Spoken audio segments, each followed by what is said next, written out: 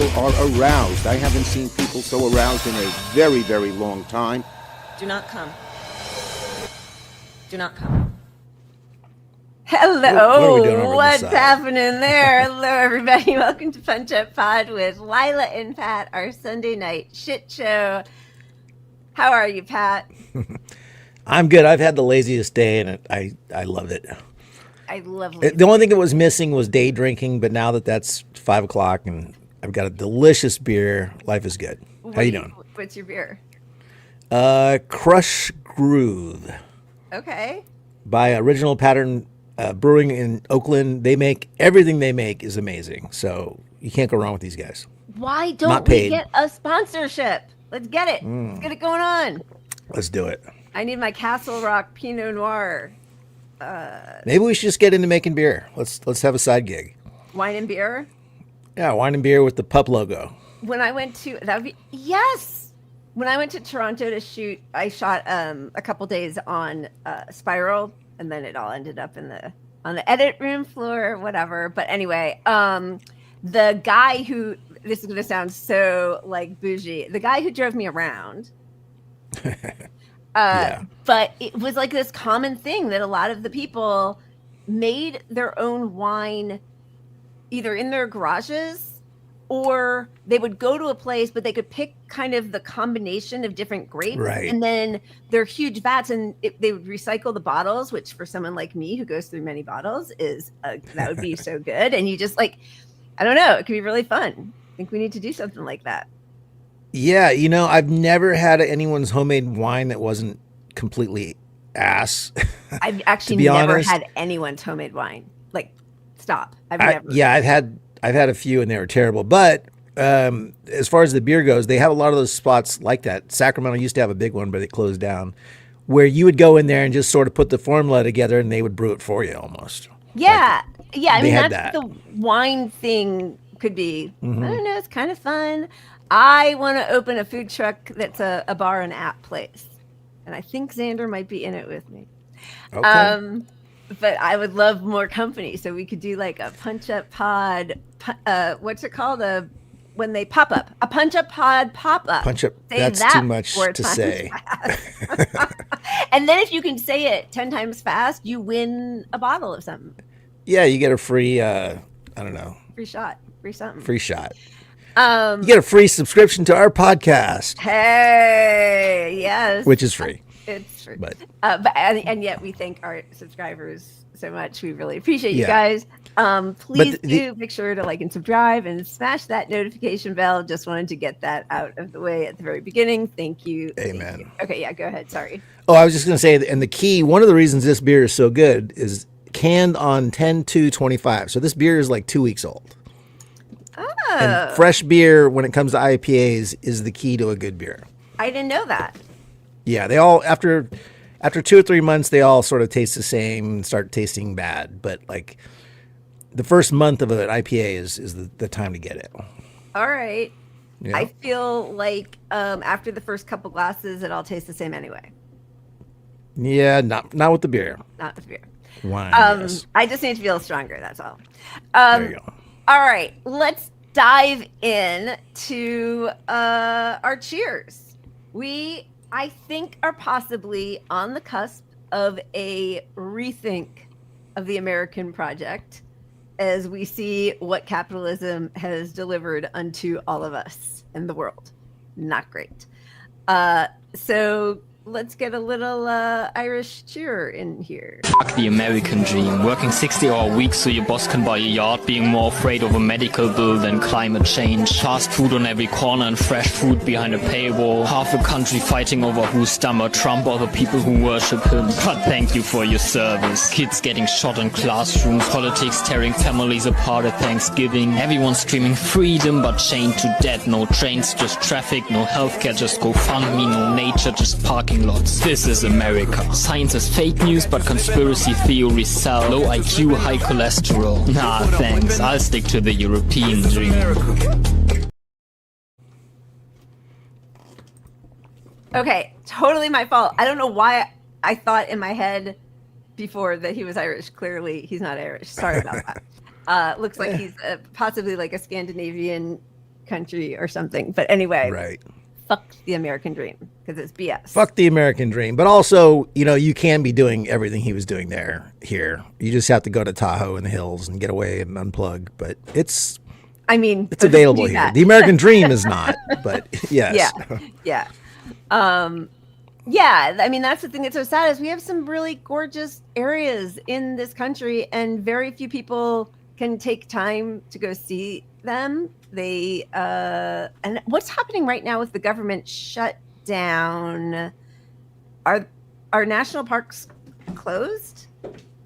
I think so. They're usually one of the first to close. Yeah. So your only choice, I mean, not that anybody's taking a vacation right now, but who knows how long the shutdown is going to happen. They definitely do not want to seat Adelita. She would be the deciding vote in releasing the Epstein files. So that just might go on for a very long time. And I saw that the FAA had grounded all planes in Los Angeles at LAX today. Not enough air traffic controllers. Jesus. I mean, the good thing in all this is like it's really on display to everybody how poorly our government is run here. By design, like it's just not interested in serving us at all. I mean, I do believe this shutdown is prolonged because of the Epstein files. I think that's a part of it. They don't know how to handle her yet. Yep, I think that's part of it. And by the way, that might be bipartisan. We don't know, honestly. And also, it is such a huge power grab for Trump, his National Guard, his ICE agents, who are now being funded by a private donation by a single person. So, yeah, it's crazy town right there. Yeah, crazy. All right, should we start with something fun before we move on to absolutely decidedly not fun stuff? Yeah, baby.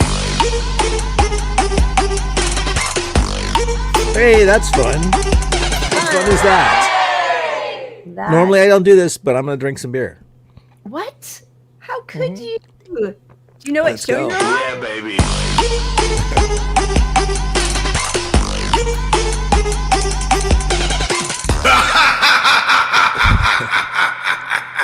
Okay, I know it's not Halloween yet, but I've got like so many Halloween things I got to start using them. So here's a little Michael Myers. Adorable, please get the knife out of your eye for the 100th time. Evan, get in the damn house now. You're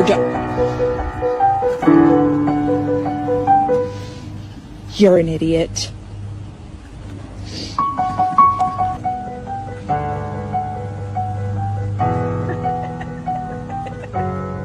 I love this kid.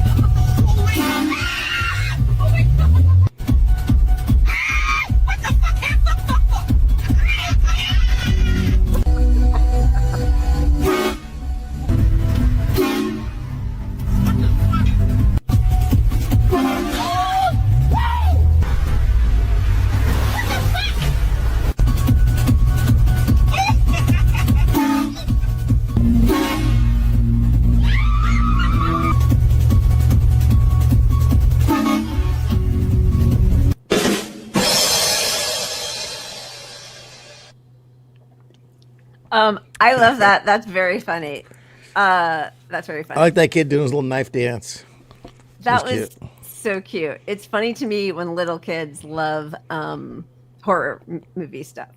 My nephew, Evo, loves horror movies. Like, loves. And he's 7 now, but since he was 4, or 3, like once you see Right. all of them. Very funny. Obviously runs in your family. It with does, your husband being yeah. a horror writer. He is a horror writer, and actually they just had Tobin Bell as a guest on their podcast, DJ Make a Movie. And I think they're about to have Robert Englund on, who played Freddy Krueger. So just sort of fun stuff that's to cool. see Yeah. these guys, like the way they approach a script. Like they're actors, but we have this idea of them, Right. obviously is, yeah. I keep meaning to tell your husband that Josh, that I watched one of his episodes. It was cool. Oh, a little okay, behind the cool. scenes thing. Yeah, yeah. I will tell him. That's nice. Yeah, they're having a good time making it. All right. I feel like we always have the caveat of we're very well aware that Bernie's disappointed us. We're well aware that Zoran Mamdani has already done a few disappointing things and may well go on to do much more and yada, yada, yada. We get all of that. But also, what he is exciting amongst the base is what we need to change this country. So it's more like a vehicle to get people on board with what our government could be doing for us and what our country could look like. So I think that is I do think I like what I've seen of Zoran for the most part as well, but like I'm not this isn't like a wholehearted endorsement. It's just the reason that they are throwing so much shit at him. It is so disgustingly racist. The smears, the innuendos, the terrorism charges, he would have loved 9/11, all of that is because, and even the Israel stuff, it is because they are afraid of the money he will take out of their pockets, or their donors are. So yeah, and it's not even it's beyond his race. It's because his example in New York could be an example for other cities.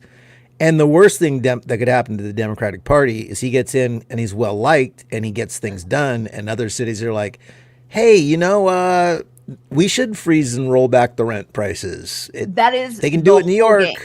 Yeah. Right? Totally. 100%. They do not want any shining example of what it could be, which is why we had a Democrat come into power and immediately do his best to cancel any good thing that the government was doing for us because of COVID. It's also like they just don't want us to have an example of getting what we want, even in a person, even if it's just him as a person. It's like, oh, the base really wants him. Let's crush the base. I mean, there was just, we pulled it and it's kind of long, so I don't know if we're going to show it, but the director of, Jared Abbott, who's the director of the Center for the Working Class Project, he was on with Ezra Klein, which already that's sort of like, oh, interesting that Ezra Klein, of all people, would have him on.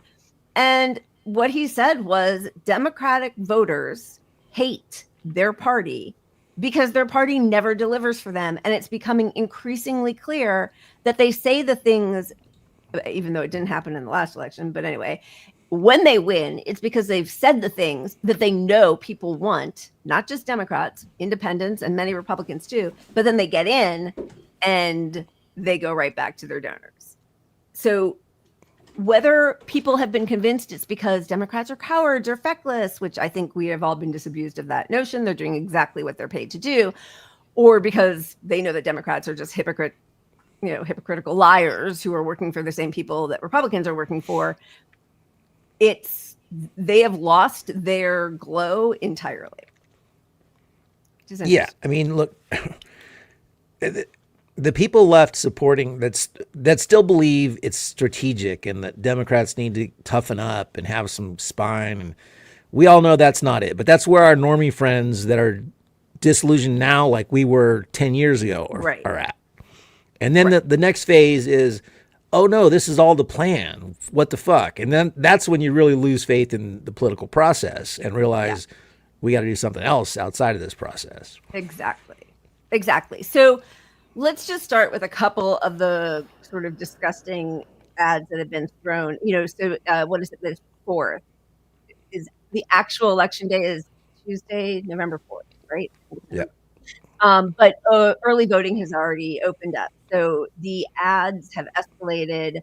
As we know, Eric Adams dropped out and endorsed the snake and liar, his words, Cuomo, and here come more of the vile ads being thrown at. Another smiling photo of Zohran Mamdani, taken just a few days ago. And who's he with this time? Imam Siraj Wahaj, an unindicted co-conspirator in the 1993 World Trade Center bombing, who called for a jihad on New York City, and someone who condemned gay people as, quote, cursed with a disease.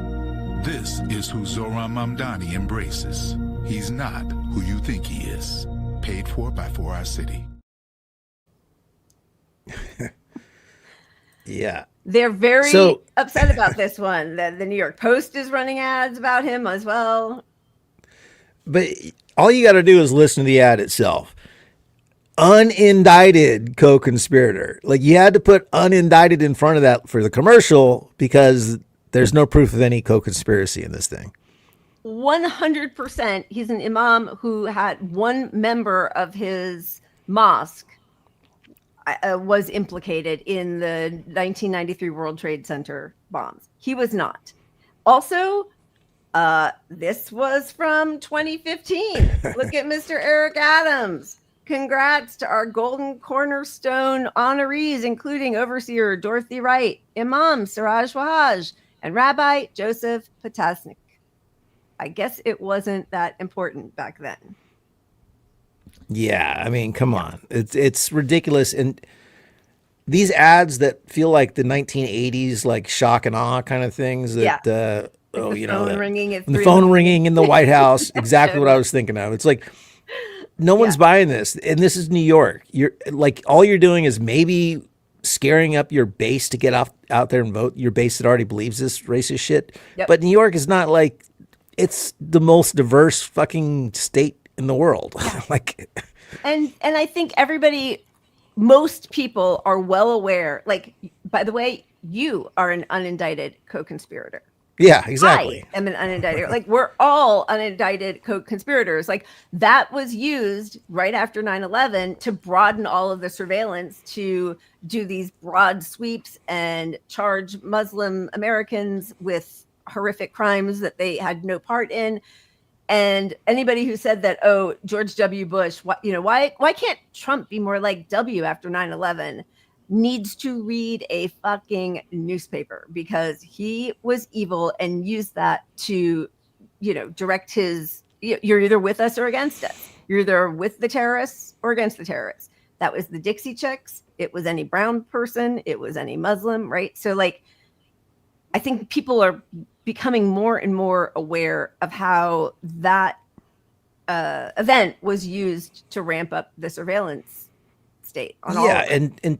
And to see it being used in New York, that was front and center of all of this, they're very much aware of that, more so than the rest of the country even. And using this race baiting in a place like New York is just stupid. It's just bad strategy, for one.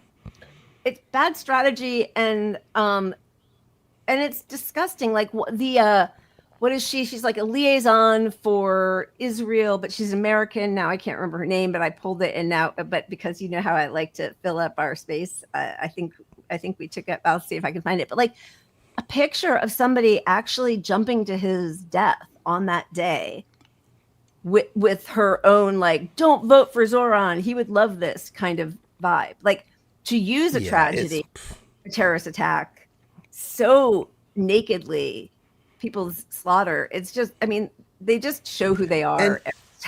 They do, because New York has gotten to know him, and you can, the people that have a legitimate opinion against him that's not based on this race stuff. You could target socialism. You could say these programs can't work. You could say, how are you going to pay for it? You can go back to that stuff, but going back to this stuff just doesn't, it rings hollow. Like, they know the guy. He's a nice guy. I mean, you could disagree, but he's a charming, friendly person. He doesn't have this evil plan. Nobody thinks he has this evil plan to let terrorists bomb New York or whatever that they're implying. I mean, like, it's really gross. Like, they tried so hard with the Israel-Gaza stuff, and that failed, even with Jewish voters. And so now they're attacking a different way. And this is all, I mean, I think that's why, like, it's just always so important to come back to capitalism. Like, it is all about the money. It's all about the Benjamins. Yeah. about the bench boosts. We should probably show Bill Maher and how Yeah, trashy okay. they were. Yeah. So here's, fair use, Bill Fair Maher. use. Wait, let me put up a little banner Okay, here okay, I'm somewhere. gonna press pause 1 second. Where's our fair use banner? We could go with this one. Evil, evil, evil. Globalizing Intifada. I'm still looking Yeah, for fair let's do use. that There one. it is. You Fair got it? use. Okay. Fair use. All right, here we go. I think And I have the globalized. issue, Okay. and it's the mayor's race in New York. I think he seems like a sweet guy, Mamdani. But I would just like to always say, manage to because the mispronounce election it. is in a couple of weeks, this is not just New York that's on the ballot. I think the whole Democratic Party in the country is on the ballot. And the whole country will be looking at this race to see which way are the Democrats going to go. No, Andrew Cuomo may not be that exciting and that inspirational, but for a party that said we want to get back to normal, he's kind of normal. That's the problem. What? Yeah, he's kind of corrupt, and that's the normal. Like, And we should just accept Democrats already rejected him. Would you allow the rest of the country, people, to run against the Democrats when they lost, and you would support that? The hypocrisy is always on display with these fucks. always. Well, he's got some things in his history that I would was gonna suggest say, are not you know what, we normal. did It's not the normal I want to embrace. But Well, we did a deep dive on that because we had him on the show. Yeah. A lot of it is kind of bullshit. No, I mean, that's a lie. maybe he was a Liar. little too handsy, a little too Italian, a little too touchy. Did a not. little too Italian. That's what he said. Yes. Did not get the memo. If you Democrats want to keep doing this, throwing guys like that under the bus because that's not good enough and pure enough, you're going to wind up with a guy who did a little more than what Andrew Cuomo did. Anyway, the point is, And what did he we have do? to decide on What? this mayor's. I don't know if he's talking about Trump there or he's talking about Mondani. I feel like he slipped in Trump. Yeah, I think I he was think saying that you was get probably- more Trump-like people or something. Yeah, which, by the way, he's just so gross. But that is what Cuomo is. What did Cuomo do for the state of New York? He conspired with the Republicans and the far-right Democrats to basically prohibit any legislation going forward that would help the working class. And he also sent thousands of older people to residential living to catch COVID and give COVID and sexual harassment. And he works for a war criminal genocider. He is doing legal work for Netanyahu. That's normal.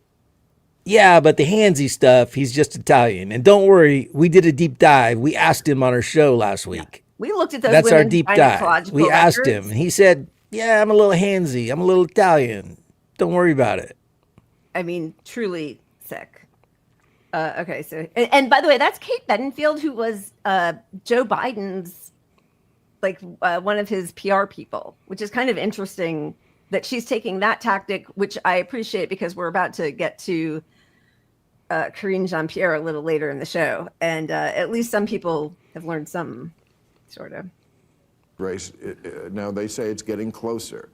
If it is Mondami in Who's New they? York, again, I think this has very important national implications. That's the hope. That is the hope. It's true. Okay, so then he continues with his disgusting. He wins with a coalition of voters who have been not all that excited about the Democratic Party over the last few years. I think that's a good thing for the Democrats. And I think if you're in a purple district, say you disagree with some of the things that he does and use that to establish your independent cred. Well, you make it sound like he's a little more mainstream than I think he is. I mean, the issue now that Andrew Cuomo is bringing up in New York is that he is a Ugandan citizen. Uganda is a country where they kill homosexuals. So somebody who is a dual citizen can't be mayor of New York, or I would renounce, if I was the dual citizen with a country whose policy, government policy, was we kill homosexuals, yeah, I would renounce that citizenship. I don't, and to not to, and he also, I think that is buying into a fear. I think that is buying into a fear framework that is not fear good. of killing It's not good. homosexuals, It's yes. not good for the country. It's not good for the country. you shouldn't be afraid of that. I think the way that Cuomo is closing out this race and really race baiting and really leaning in on that's what not if right. we It's were not, there and it's something not like right. No, you know what? Just because I don't it's think that's done good for the country. I understand. Look, it's race baiting, Yep. clear as all day. For Bill Maher to say he should renounce the country he's from, nobody on earth thinks Mamdani is going to be after the gay people. like, I mean, he was like doing his. I mean, obviously not, but like, yeah. Is everybody renouncing American citizenship because clearly the U.S. now endorses Gestapo on the streets, just barging into people's homes? right.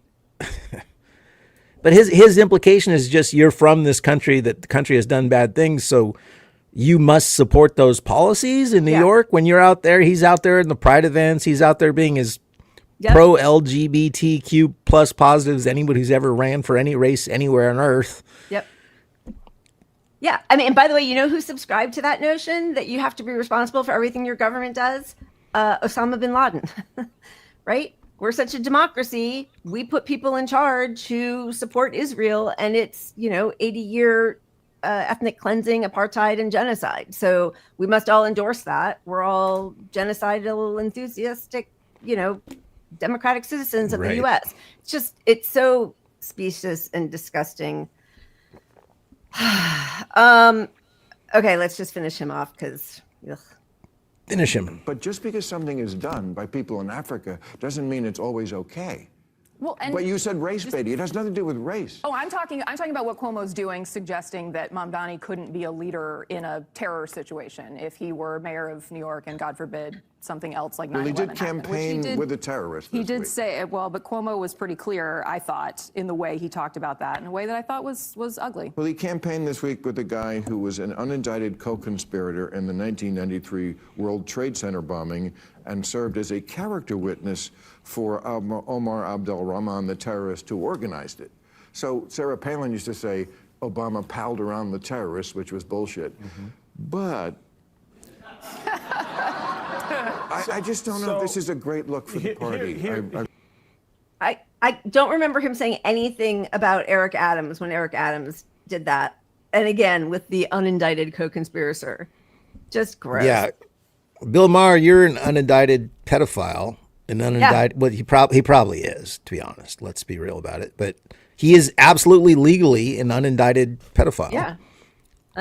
Unindicted co-conspirator of Jeffrey Epstein. Yeah. That's too bad. Yeah. So the hits keep coming. They are really anxious to take him down. I mean, I don't know if you saw on the argument. Remember the paper we highlighted a couple months ago where they're like, we're the strong center. We're going to lib out. That was their thing. We're going to lib out. And they insist that Mamdani is not as popular as everybody thinks he is. We have. People are telling Bill Maher the race is getting close. Who are the people? Yeah. You got any? Can you put some data in front of us showing that at all? You got any of that data, Bill Maher? No, you don't. He doesn't. He doesn't. He's just talking what the party wants him to say. Yeah, and also says whatever serves his argument in that moment, even if there's no intellectual consistency or logical consistency. We have the Washington Post. This was, they're all coming out on this. In the most Jewish city in America, debates over anti-Semitism have exploded in the final days of the mayoral race as New Yorkers appear close to electing Zohran Mamdani, a 34-year-old Muslim who does not believe Israel should exist as a Jewish state. Many Jews in the U.S. now, and by the way, at the beginning of the formation of the Jewish state in Palestine, were against the formation of a religious ethno-state. And I know we've talked about. Well, he said ad nauseum, I support Israel's right to exist. He's just added the asterisk of like, hey, can we make it a democracy, basically? Yeah, where no one group has primacy over anybody else, because that's not democracy. Like, does the U.S. believe in democracy? And if you do, then no one group should have special privileges. And Israel exists as a semi-democracy only for Jews and only for Jews who say the right things, right? Like Yeah. Norman Finkelstein is banned from Israel. So it's not for all Jews. Yeah. But I think where the good news is they're cooked on this argument. You know, it's so played out. The people getting their news from these legacy sources and MSM, their vote is already baked into this thing. But most other people are spreading out and seeing things on Twitter, on, you know, TikTok, YouTube, they don't control the narrative like they used to, no matter what. So this ability to shift the election in the last 2 weeks before voting does not work like it used to. Because if this is an interesting story to you and you're like, holy shit, well, you're going to go to the internet, and on the internet you're going to see 20 things disputing this before you find this article even. So 100%. It's not working, but that's not stopped them from trying really hard. Here's another one. Of course, the New York Post is in overdrive. Over 25% of New Yorkers will consider fleeing New York City if Zohran Mamdani becomes mayor. We've got, 26 billionaires have spent $22 million to stop Mamdani from becoming New York City's next mayor. One thing that was funny, haha. But, you know, it's a lot of the names that we would recognize, Bill Ackman and Reed Hastings, you know, all these just like disgusting billionaires, of course. But one of them was the Tisch family, which is interesting because he has said that he will be keeping on one of the Nepo baby Tisch family members as commissioner of New York Police Department, which opens lots of other,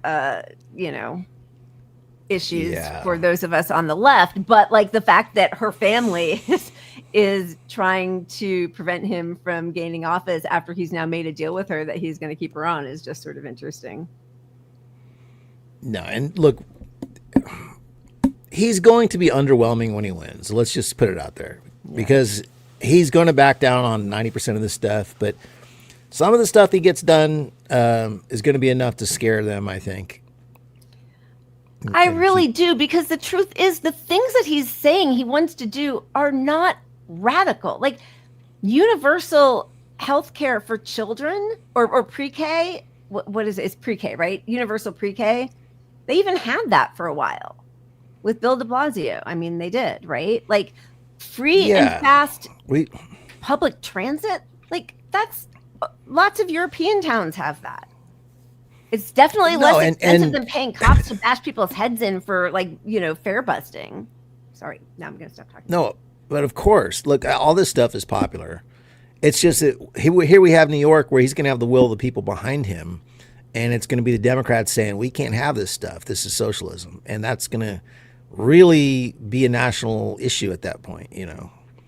Provided his squad of people, the public, continues to insist on these programs. You know, don't go to sleep like, hey, we got a socialist mayor now. We don't have to do anything, you know.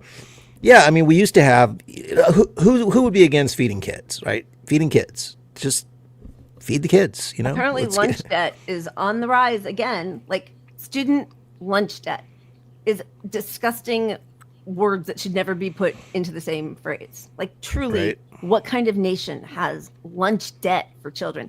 This was the graphic I was looking for. So this lady is she's the liaison for people, Americans who she's trying to get to like Israelis more. Never forget, early voting begins today. Vote Andrew Cuomo. I don't know about her diplomacy skills, but I don't think it's doing great. When that all fails, they're just going to get him on eating out with his wife. Michael Rappaport rips Zohran Mamdani for dining at pricey New York City eatery while living in rent-stabilized apartment. Fraud class. I mean, right? And then the New York Times, they insist that America still has a political center, and it's the key to winning. The partisans are wrong. Moving to the center is the way to win. The antidote to our polarized politics is a creative, re-energized political center. Look, that is just mythical unicorn bullshit. There is no radical, there is no center. right? Well, You the center either wants universal health care. That's the center. right. The real center does. Exactly. And a higher living wage, and to cancel student debt, and free public college, and like that's the center actually. And you don't need to this idea about the center is the good place to be, where you triangulate between the far right fascists and the people who are tripping over their dicks to like reach across the aisle. That's not the center. That's just capitalist ghouls. Like, yeah, look, when you poll people, there are no centrist positions. You're either on a side of every issue. You know, you want it or you don't when it comes to stuff. And you know, the only way you can fabricate this center that doesn't exist is with vague questions and like polling that's like, do you disagree with the radical left and the radical right? You know, and stuff like that gets them numbers and makes it look like there's a real center, but there is no real center at all. There isn't. I mean, apart from what I know we're both saying, which is like universal health care, ending a genocide, a living wage, like that's the center. That's what most of this country wants. So if you're talking about the center, there is no center in the people in the ruling class. There are far right parties. The center they want is a center that doesn't have any government support for people. Yeah. That's what they want us to buy, this argument that there's this center, the way you win elections is don't offer improving your transportation, don't offer or fight for clean air climate controls. We don't want that stuff. That's too off-putting, you know. Don't fight for Medicare for all. Don't fight for it is what they want the center to be. But that group does not exist. The same podcast, I think it was Van Latham Jr., where Newsom squirmed for like 45 seconds to 2 minutes. That's interesting. That's interesting about the AIPAC money. He also talked about universal health care and how he thinks that that's going to happen, but it just can't happen now. I mean, there are too many constraints, and nobody ever does the follow-up, which is, well, what's the constraint? Like 30 of 31 industrialized nations have figured it out. So what is your constraint? Like, we have Medicare, it kicks in at a certain age and it's wildly popular. Most of the country wants it. Why doesn't anybody do the follow-up? Just like with, a minimum wage right now should be a living wage, should be $35 an hour. What business can exist with its workers in poverty? And why should that be allowed? Like, the follow-up question is never there. It's just like, that's really going to hurt small businesses. Well, why? Their business model is structured on indentured servitude. Like, that doesn't feel like a business structure. That feels antithetical to how a business should be run. Like there's never the follow-up question. It's like, constraints. Oh, you just muted. But we have a capitalist system where every business is supposed to somehow magically make a shit ton more money than they did the last year, or they're failures. Yep. So yeah, that leads to them buying other businesses, buying all these small businesses out. They're constantly in a more state, which is unsustainable. And you reach a point where the only people you can squeeze are your employees, and we've been there for ages. So they're squeezing all these profits out of their own damn employees. And now here comes AI. And our whole government is like, yes, let's do this AI thing as much as fucking possible. Well, how else can you make money? If you like, we've tried to kill as many of our workers as possible. We keep them as poor as possible. But even that's not enough. We just need to get rid of all of those pesky humans with human needs. Like, that's capitalism. It is a cancer. It's a cancer. It eats itself because eventually, but I really do was listening. Be some pushback. Yeah, sorry, good. Well, no, I was listening to right-wing radio, my favorite hobby. Love it. Because I hate my life. But Love it. They were reporting on, and this is local right-wing radio, so it's California-based right-wing radio. And there was a trial program of universal basic income where everybody got like $1,000 or something every month. And all the data showed it was hugely successful. And these guys were cutting it apart because they're like, well, it's the people taking the money that are reporting on it being good for them. So we can't trust them. And basically they exposed their core belief, which is like, you're poor for a reason, is what they kept saying. You're poor for a reason. Like survival of the fittest has decided you aren't supposed to live, basically. It's crazy that people have bought into that. Like SNAP benefits are about to expire, and exactly what you're saying, however many millions of people are going to be thrown off and won't have food. And then the takeaway from that isn't, how do we live in a country where there are millions of people who don't have enough food? It's, wait, all of those people were getting free food, right? Like that's how they've been told to think. And I mean, yeah, and most of these people on these benefits are working. That's what's missing here is like most of the homeless, about half of homeless people work. Oh, yeah. We have a system where you can't pay your bills doing the right thing unless you come from money, have money.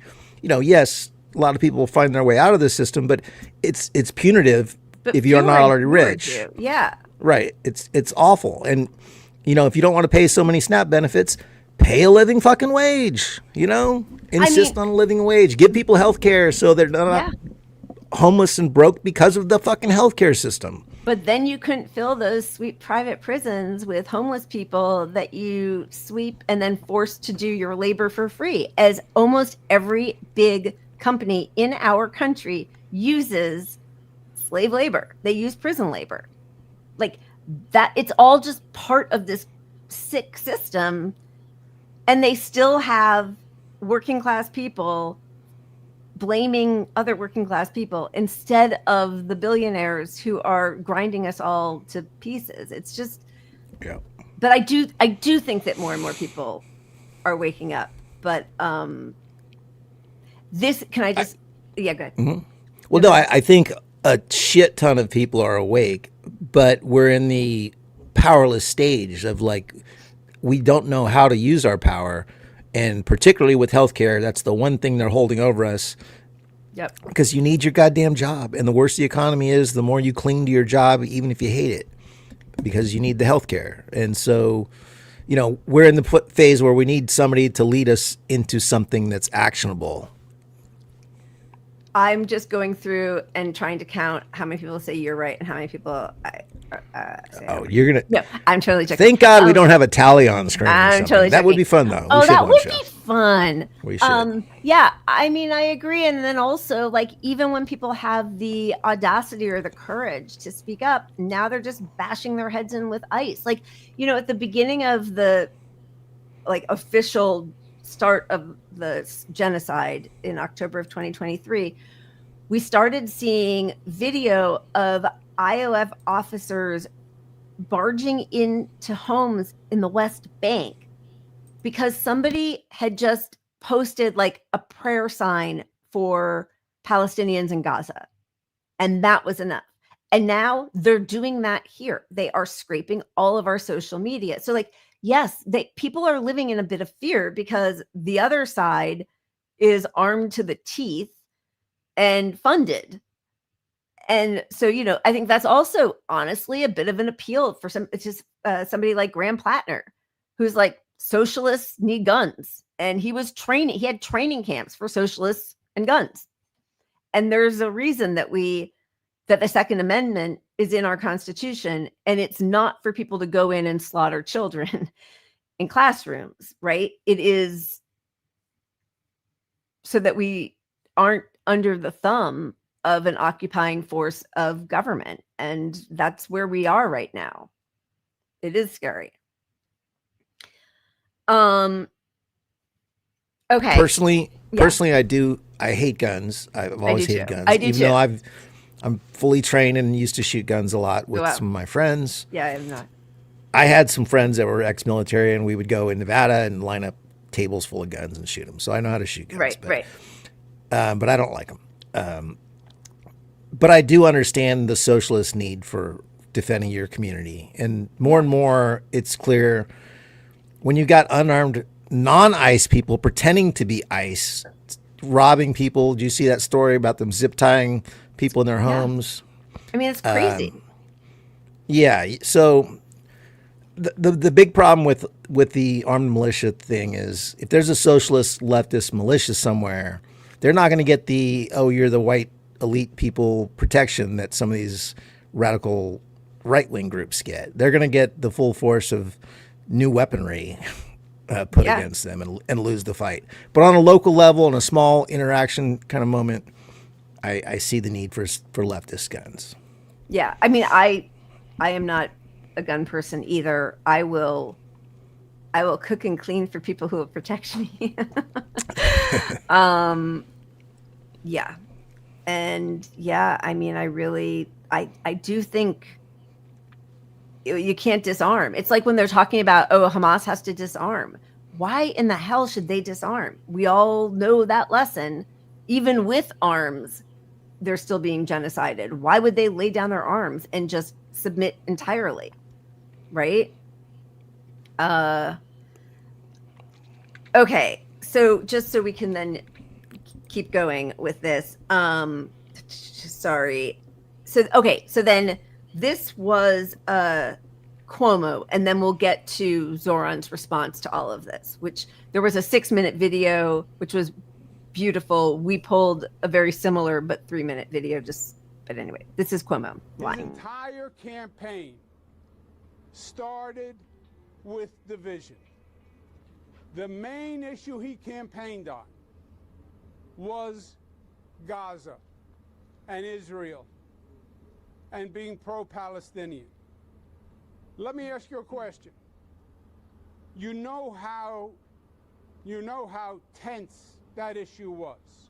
You know how raw the feelings were about the Middle East situation on both sides. What does Gaza and Israel have to do with running for mayor of the city of New York? Am I missing something? Is the mayor a member of the United Nations? Is he part of a negotiating team? Why? Why? Because he wanted to use it for political purposes to divide New Yorkers. It will not work. I know we all know, but like, so dishonest. He's the one who said, no, I wouldn't jet off to it. The question was asked of him, right? At that very first mayoral debate. About going to Israel too. Yeah. And he said, no, I would stay here and work for New Yorkers. When Cuomo and Adams and whoever, I don't think Sliwa, who else said that? I don't remember. But again, it's a terrible strategy. He's coming out here with the Mayday Malone, 2 weeks left of the election. Let's pin him down to Gaza where the public agrees with him. Yeah. So it's a fool's errand right here. Bill Maher's pick right there. Brilliant strategy. Okay, so with all of this, and it's a lot, and I mean, I'm sure you all remember we showed this probably 3 months ago. He's getting death threats. Like, none of this happens in a vacuum. It's not just like, it's like stochastic terrorism, right? Like, people start getting really upset, and you're an anti-Semite, and you pal around with terrorists. Like, people say that to gin up a frenzy. It doesn't happen like, hey, I don't like this policy because, well, actually, I wouldn't mind ginning up a frenzy. Anybody who's against Medicare for all is like, for killing 70,000 people every year. Anybody who doesn't want, to purify air in enclosed spaces. I get it, but I'm on the other side of it where I want everybody to have healthcare and be healthy and well-fed and have a roof over his head. The only thing that you want, the only outcome to something like this is to make Zoran Mamdani a terrorist in people's eyes. Like, that is truly what there's no policy in there. There's not like, look, he's fighting for something evil. No, he's just saying he's using lies to paint him as a terrorist. Yeah, they're really desperate. I mean, they've lost. None of this is going to stick. Even what they're trying to do now is only helping him. It makes Cuomo look like a terrible racist.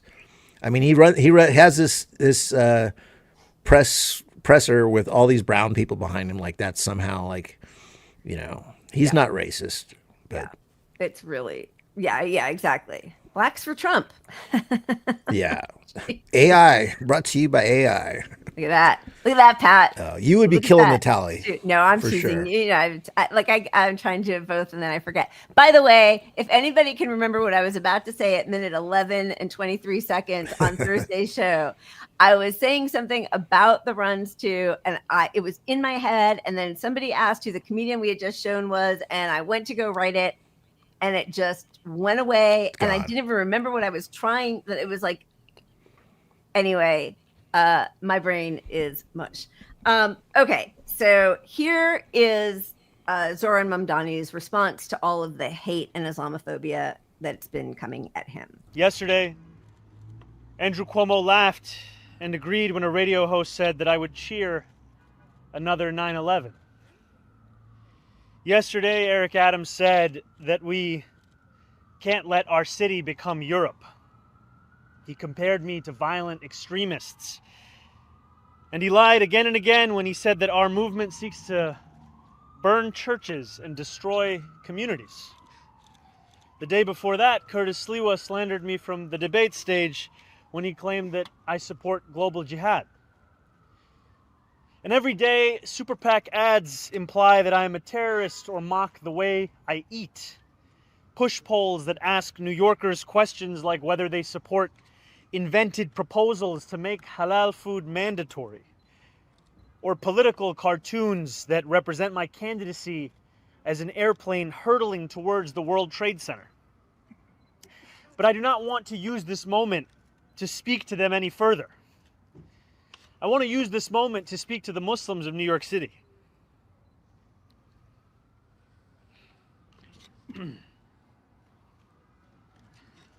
I want to speak to the memory of my aunt.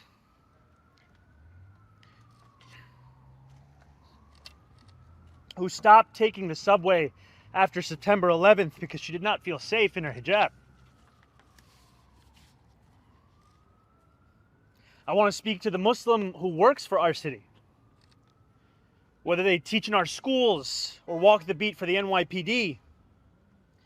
New Yorkers who all make daily sacrifices for the city they call home, only to see their leaders spit in their face. I want to speak to every child who grows up here, marked as the other, who is randomly selected in a way that never quite feels random, who feels that they carry a stain that can never be cleaned. Growing up in the shadow of 9/11, I have known what it means to live with an undercurrent of suspicion in this city. I will always remember the disdain that I faced, the way that my name could immediately become Muhammad, and how I could return to my city only to be asked in a double-mirrored room at the airport if I had any plan on attacking it. And since I was very young, I've also known that I was spared the worst of it. I was never pressured to be an informant, like a classmate of mine. I've never had the word terrorist spray-painted on my garage as one of my staff had to endure. My mosque has never been set on fire. To be Muslim in New York is to expect indignity. But indignity does not make us distinct. There are many New Yorkers who face it. It is the tolerance of that indignity that does. That was a great speech. The full 6-minute one he does in a library. It's like pre-taped, not with people around him. And it starts by when he first ran for New York City Council, an uncle pulls him aside and says, you know, you don't have to tell people that you're Muslim. It's okay. Like, we know you are. We know you respect your faith, but it's okay. And he talks about living in the shadows and in the dark and not wanting to do that anymore because it's not fair to all the people who maybe look up to him. It's a really beautiful speech. And you know, that is one of the reasons I have a bit of faith or hope, more hope that he won't betray us in the same way that Obama did. Because I feel like he's lived through it in a different way. Yeah. Well, and he's lived through it in a different way, but he's also elevated himself. Obama was elevated by the establishment from the start. Yeah. Obama handed over the banks to run everything. Like he was a fraud from the jump. Like, he was not sincere. It's not that he just Yeah. miscalculated and couldn't get his leftist shit through. He didn't ever plan on passing any of the leftist shit. Right. So to that part of it, but all this just makes me, all the racism and the Islamophobia and crap makes me more angry at Bill Maher of all people, because he's done so much to normalize like otherizing Muslim religion than anybody. Like, because he was such an anti-religious guy, period. But then, back when 9/11 hit, he decided, I'm going to target Muslim Islam as the worst of them all, clearly. Like, that's every show he would have somebody on and say, yeah, Christianity's bad, but not like Islam bad. Yep. And to see that coming from Bill Maher now and all these Democrats that are fucking fueling the fire on this really pisses me off. It is really disgusting. It is disgusting because it's not just targeting one person, which is bad enough. It is targeting millions of people in this country and in this world. And yeah, when Bill Maher got his ass handed to him by Ben Affleck and Glenn Greenwald on two separate occasions, it was beautiful to see. But yeah, so this is what they're scared of, folks. This was released just a couple days ago. New Gallup poll. Democrats are trending closer and closer to having a positive view of socialism. They are in the mid 60s now on socialism. Independents, mid 40s or 40s, high 40s. I don't know. I can't see very well. And look at that. Even Republicans. What happened in 2011 or 2012 that made Republicans have a little bump there? The Bernie bump. All right. Before we move on to two of our favorite Dem females, Karine Jean-Pierre and Kamala, should we spin the wheel? Came in like a wrecking ball. You know you love it. You love it. Yeah, let's spin baby.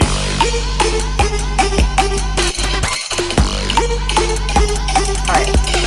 I'm calling it Wholesome. audible on my glass while you do the wholesome. God, can we just delete wholesome? I'm You're the one so who over did it. wholesome. That was I you. know. You created that It was one. supposed to be a joke on wholesome, and we'd show some. I was very sincere. terrible I don't have a stuff. sense of humor, Pat. All right, here's some babies for you baby lovers. It's Pepe's become kind of a symbol.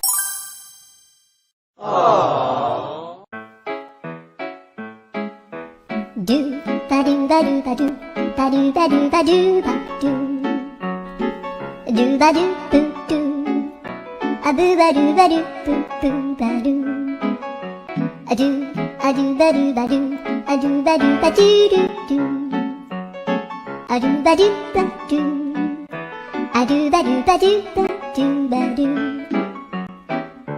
a do ba do ba do a do ba do ba do ba do a do ba do ba do ba do ba do a do do do do a do ba do ba do a do ba do ba do ba do ba do a do ba do ba do do do ba do yeah a do ba do ba do ba do ba do a do ba do ba do do do ba do yeah.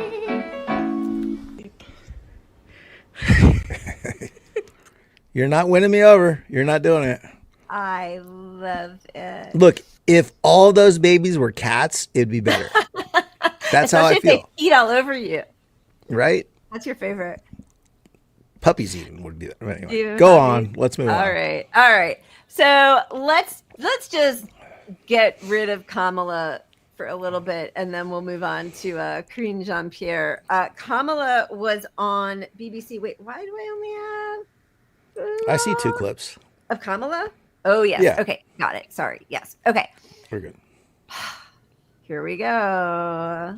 You write that President Biden didn't raise his frailty with you, and you write that you didn't really raise it with him. That's extraordinary to read in your account. Well, let's be more precise. There is a very serious difference between capacity to be president of the United States and the capacity to run for president of the United States. And so it is on that latter piece that I talk about in the book, about my concern about his ability with the level of endurance, energy that it requires, especially running against now the current president. But isn't it a strange message to the public to say, you know what, you need to be tougher and more able to run a political campaign than actually to be the person behind the desk in the Oval Office, to be the person making decisions in the Situation Room? So did you just not think it was that bad, or did you feel you just couldn't raise it? I was concerned about his ability to run for re-election, given what the campaign would require. There's a lot of very well... I mean... She so clearly was sober either by accident or by design, but like her temperament was so different in this interview. Like... Yeah. Although, let's just watch the second part because she's just a mean girl. She's just like not a nice person. And she talks about public service. Could anybody name one thing that she's ever done as like truly to be a public servant? Top cop. In their world, that's it. That's it. Stories of your baby nieces, Amara and Leela. When are they going to see a woman in charge in the White House? In their lifetime, for sure. Could it be you? Possibly. Have you made a decision yet? No, I have not. But you say in your book, I'm not done. That is correct. I am not done. I have lived my entire career a life of service, and it's in my bones. And there are many ways to serve. I've not decided yet what I will do in the future beyond what I am doing right now. But you've been very clear that it's a possibility you might run again to become president. And in my experience interviewing politicians, when someone says, I'm not done, it means they are thinking seriously about running. But when you look at the bookies' odds, they put you as an outsider, even behind Dwayne "The Rock" Johnson. I mean, is that underestimating you? I think there are all kinds of polls that will tell you a variety of things. I've never listened to polls. If I listened to polls, I would have not run for my first office or my second office. And I certainly wouldn't be sitting here in this interview. Oh, they cut her. Snap. I certainly wouldn't be sitting. If I, like, what a fucking coosball. Oh, dude, I'm going to send that. Who was the interviewer? She deserves my money. I'm going to give her some money. Because BBC. You're currently behind The Rock. That's awesome. Such The Rock a dig. actually has I love that so pretty much. high I love that, polling. though. I think he just started following us a few months ago. We should have him on. Let's go, Rock. Yeah. Oh my God. Okay. So that's Kamala. She's not done yet. And running for president is harder than holding the office. The fact that that's what she thinks, or that's how she is. Yeah, that's her takeaway. She didn't. Well, because it's all about winning. It's you got to run around and campaign and win, and then after that, hard. And like I've said before, I know people who work with her. That's her MO. She's just combative. People don't like her. She doesn't work hard. She just wins the position and then exerts her power. Yep. She's awful. Okay, let's move on to this awful clip, like truly awful. Karine Jean-Pierre has just released her book Independent, which is hilarious because she now calls herself an independent, but all she's done in this book and on every interview is just blow smoke up Joe Biden's ass. Like, it's like, we didn't do anything wrong. I loved him. I can't believe people wanted to replace him. It doesn't sound independent. Like, there's something, and she doesn't talk about policy, any of her policies that she supported in any way. But this is her talking to Eamon on MSNBC. Grab a drink or a toke or whatever the hell you need. Both. I recommend. We got a few more things that we want to cover, and obviously foreign policy was a big thing during that administration, as you can imagine. I just wanted to talk to you a little bit about foreign policy. You didn't mention Afghanistan. You haven't mentioned Gaza, and you certainly didn't mention Gaza much in your book. I wanted to get your thoughts on that. You stood at the White House podium speaking on behalf of the administration. You defended U.S. policy in Gaza at a time where there were mass civilian casualties, journalists being killed, whole families being wiped out, hospitals being bombed. And the international community was calling it what it was at the time, saying it was a violation, it was war crimes, and you defended the administration's policy. When you look back at that moment, do you regret any of the positions that you advocated for on behalf of the administrations, the positions you take? Do you feel that you were complicit in advocating a narrative that turned out to be wrong? No, I appreciate the question, because one thing that I really want to make clear is that I was speaking on behalf of the president. That is the job of the White House press secretary. I'm not speaking for Karine Jean-Pierre. I was speaking for Joe Biden. That's every White House press secretary. That is their job. Well, you said now you speak for yourself. Hold on. Wait, let me finish. No, I know. I just want to, because we're almost out of time. I just want to go ahead. Go ahead. I'm going to get to it. Obviously, what's happening is heartbreaking. And to not say that and not to be clear about the devastation and the killings that we're seeing of families is just heartbreaking. And I would say is that is not the way I believe people wanted it to turn out. But I didn't make policy. The president is going to write his book. He will speak to his policy. I'm going to let his foreign policy team speak to that. But it is heartbreaking. And I'm hoping that the ceasefire holds. We need to get to a peaceful situation in the Middle East, to a peace agreement. And I know that's going to take a lot of hard work. But of course, that's not what I want to see. Of course, that's heartbreaking. I don't want to see families, children, journalists being killed. Of course not. And you know, I hope that we get to a place where we can get to a peace agreement in the Middle East. And I know that's going to be incredibly tough to make that happen. Now that you are speaking for yourself, Karine, do you have any regrets at all for anything that you said while you were speaking on behalf of this administration? Look. It's just it's a simple yes or no. You don't even No, because you're asking for a yes or no question. I want to put some context to it too. I woke up every day. I woke up every day very proud to be the White House press secretary. I woke up every day as a Black woman who is queer, who no one had ever seen someone like me at that podium standing behind that lectern. It was an honor and a privilege to have that job. And I did it to the best of my abilities. And I spoke for the President of the United States, a person that I believe was a decent person. We did not get everything right. No one is saying we got everything right. No one is saying that we got everything right. No one is saying that. But we did it to our best of our abilities, and I worked very hard to do that job. And so I want to put it into context. And as you know, at the podium, you don't do yes or no question answers. No, we were hoping you would now that you are speaking for yourself and you're not at the podium. But I was very proud. I was very proud of everything that I did. So I don't take anything back. I was really proud of everything that I did. Again, we didn't get everything right. All right, Karine Jean-Pierre, thank you.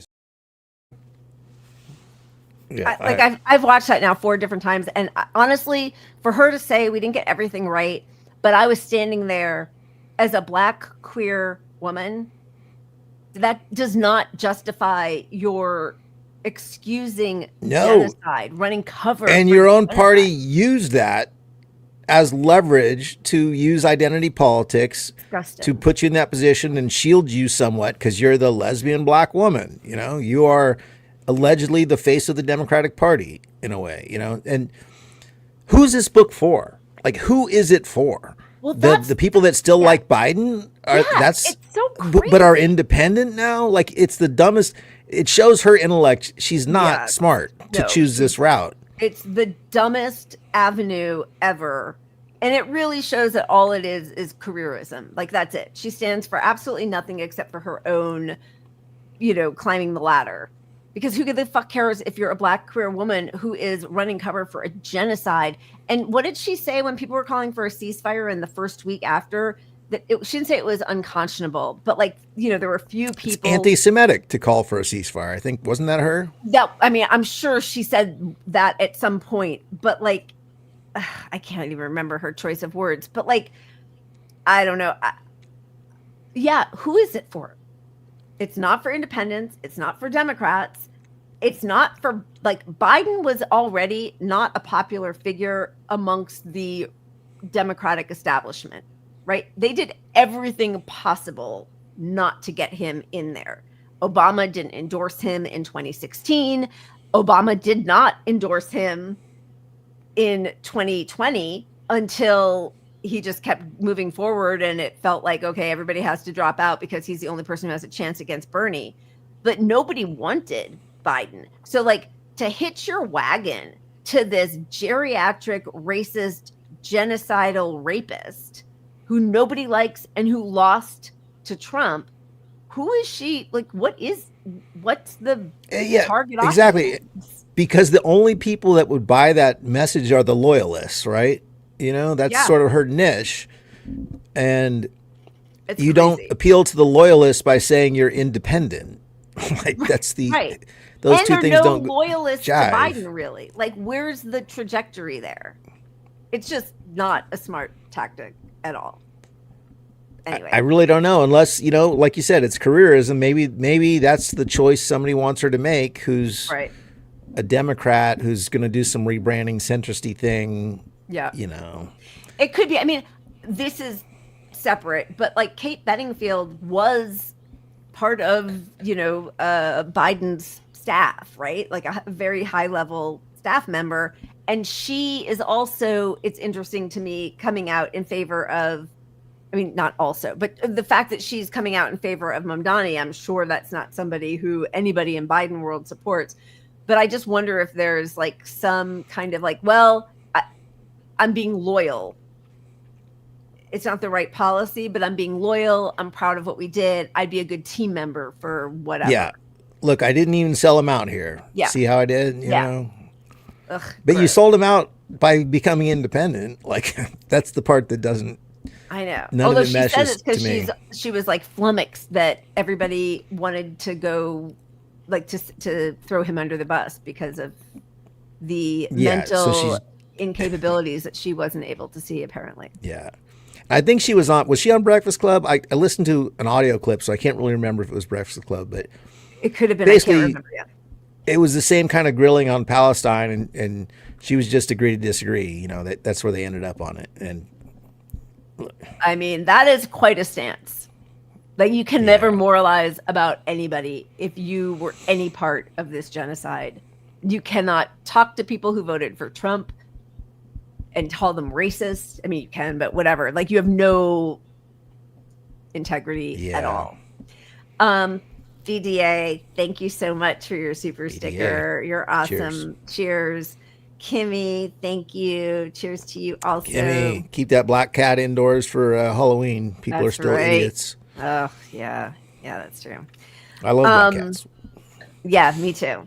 My mother, it was like, so cute. She was looking for Bean, one of her two kitties who hides a lot, and didn't see. And then she's like, oh, Bean opened his eyes. And then, like, you see these two, like, bright green eyes at a black pillow.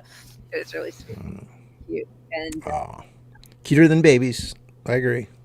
Well, not if your cat's peeing on you all the damn time. I think we need a diaper for Strike. I do have. I bought a whole new bunch of blankets. So for the bed, I have one of those like cat-proof blankets where nothing gets through it. For the couch, I got one of those too. That's really smart. They're increasing my quality of life. That is very smart. This was a really good book review of this. It was done. Sorry, got to put these back on. It is Becca Rothfeld I think it was in the New York Times, in her new book, Biden's Former Secretary Lets Democrats Have It.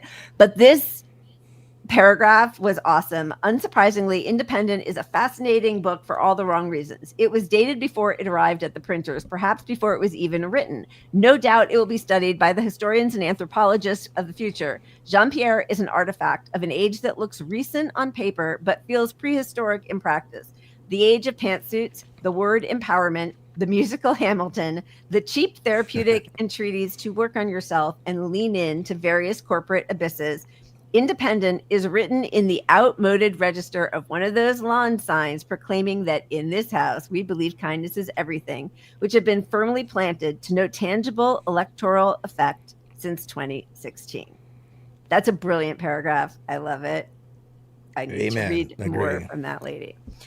Yes. Okay. Where do you want to go from here?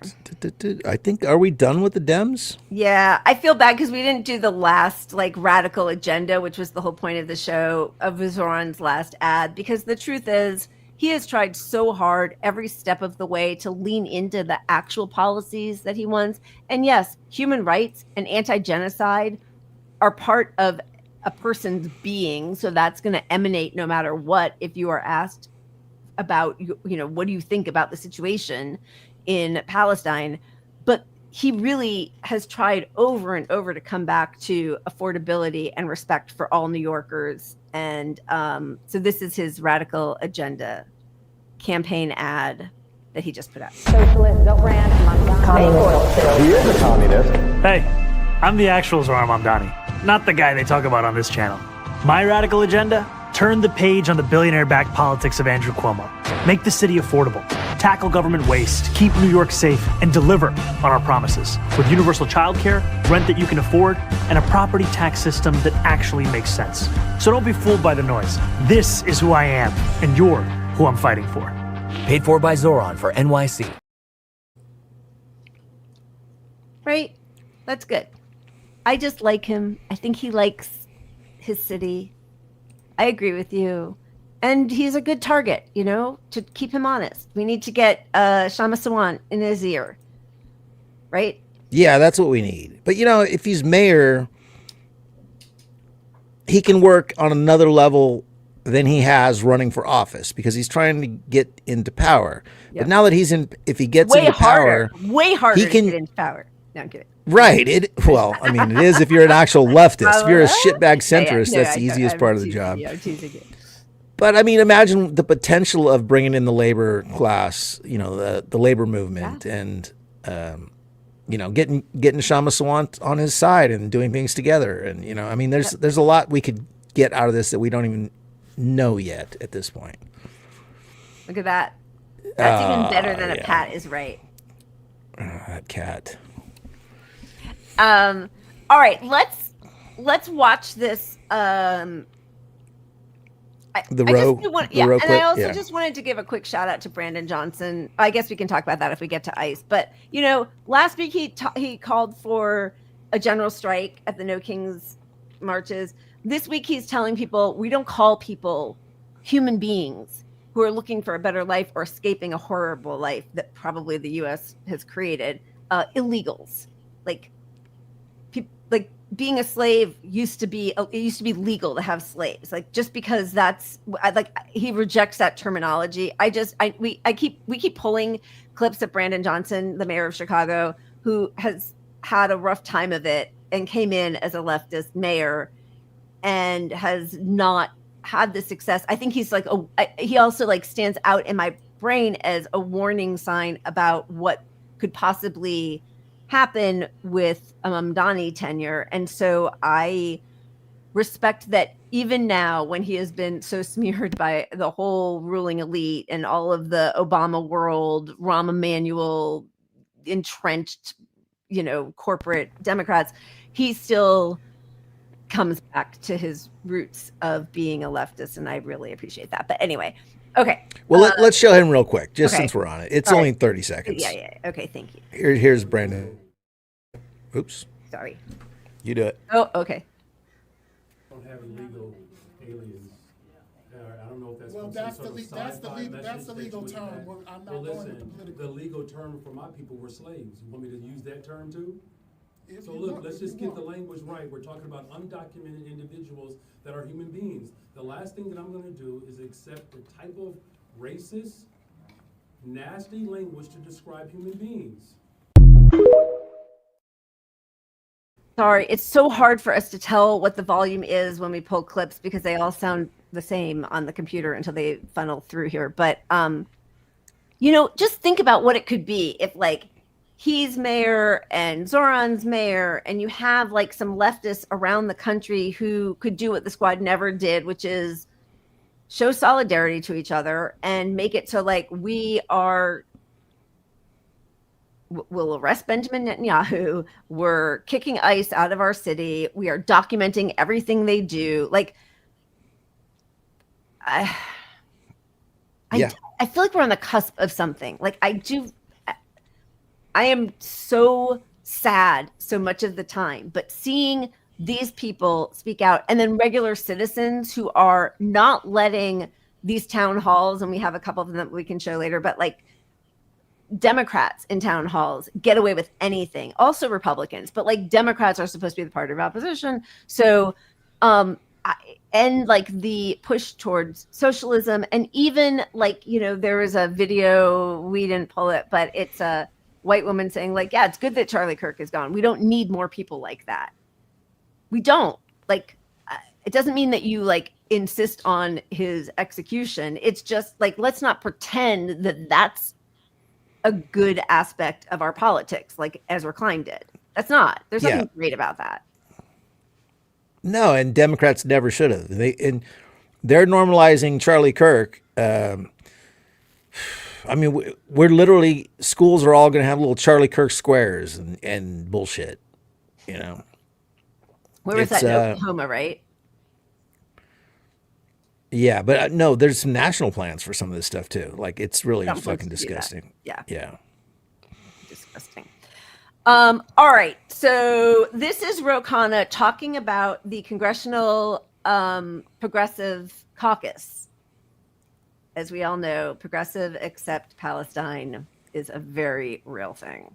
This is with Crystal and Kyle. You know, for the longest time, I don't mind sharing this, we had these rules in the Progressive Caucus that you couldn't take a position on anything dealing with Israel and Gaza. Oh, my God. Really? And it was like, well, we've got a diverse coalition of progressives who support Medicare for all and support, free public college. And so we can't take a position on it. I don't even know technically if we've gotten rid of that provision or not. But, like, you can't separate and just be like, well, we're going to be on domestic policy, but we don't care if innocent Venezuelan fishermen are blown up and the Colombian president is out there saying that a fisherman was blown up by the United States, and that doesn't really matter to us. Like, no great leader, Dr. King, Frederick Douglass, Abraham Lincoln, no one has said, like, I'm going to separate my morality. They have a clarity of conviction, and they apply it. So then none of us in Congress obviously are as great as those individuals, but we should aspire to some level for moral consistency. And the great thing about voters today is they actually can sense that. The first thing they want to know is, like, does this person have a conviction, a core sense of how he views or she views the world? And I think that's where the disconnect is with the Democratic Party. So somehow getting people to see that these aren't foreign policy issues, these are human issues, is key. I know he's not great on everything, but such a low bar, but he's better than most. He's good on quite a bit. Yeah, he's better than most, and that's quite embarrassing that he's better on this than everybody else, because this guy's gotten so goddamn rich off of stock trades. He's the weapons stock trades too. Weapons. I mean, he's a corrupt piece of shit who goes under the radar because he calls out leftists, and we want to hear some leftist stuff, you know.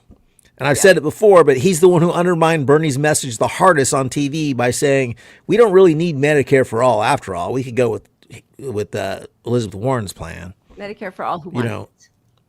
So, you know, he's not great at all. I don't like Roe, to be honest. But it's so hard because the pickings are so slim, right? Like, but I don't think he's authentic either. You know, that's the thing. I don't think he is. I think he uses his progressivism as cover. I mean, that is, now you're getting it. Here you go. Yeah. You're getting Kitty, it. Yeah. Yeah. I mean, like, nobody should have weapon stock. That's disgusting. Okay, so let's get into Israel and this fake ceasefire and where we are right now with Gaza. This is so crazy to me. So, you know, there was all this stuff about how the Gaza Humanitarian Foundation, all of the aid that the UN was trying to get in was being looted by Hamas. And we knew from the beginning, which was like in March, because of Dropsite and Electric Intifada and some other independent journalists, that what was happening was Israel was paying these ISIS-affiliated gangs to terrorize Palestinians who were seeking aid and to loot the aid that was finally allowed in, and then selling it at, astronomical prices that nobody could afford. And since the fake ceasefire was announced, sort of fake, I mean, mostly fake, there has been no looting because Hamas is back in charge. They are, and like, I am not condoning these public executions, but it's not up to me, and there's no ability to put people on trial. The people, it sounds like, who they are judge, jury, and executioner of, again, not my style of politics, but look at what they've been reduced to and left with, are the people who collaborated with the Israelis. They are the ISIS gangs, or at least that's what they're saying they are. And I know, like, it's really hard because obviously Trump calls us all terrorists. Like, I don't like this method of politics, but again, they don't have the benefit of our privilege at this moment. And since the ceasefire, there have been no more lootings. And even Trump, said, like, it's okay if they do this for a while. Like, there needs to be some sort of structure. Like, they can't just have rival gangs, everybody shooting at each other. But it's pretty horrible. But yeah, go ahead. Well, look, if you look at it through the lens of the history, what's happened is repeating itself already, in that no matter what they say, Israel, they want a strong Hamas to be the enemy to justify sparking up the next round of these wars. So, yes, I mean, Hamas is going to regulate how they can. They don't have courts, like you said, and if you do get the wall, if you were a villain to your own people, I'm sorry, that's just, you sell them I don't out. have a problem with that on some level, with the genociders,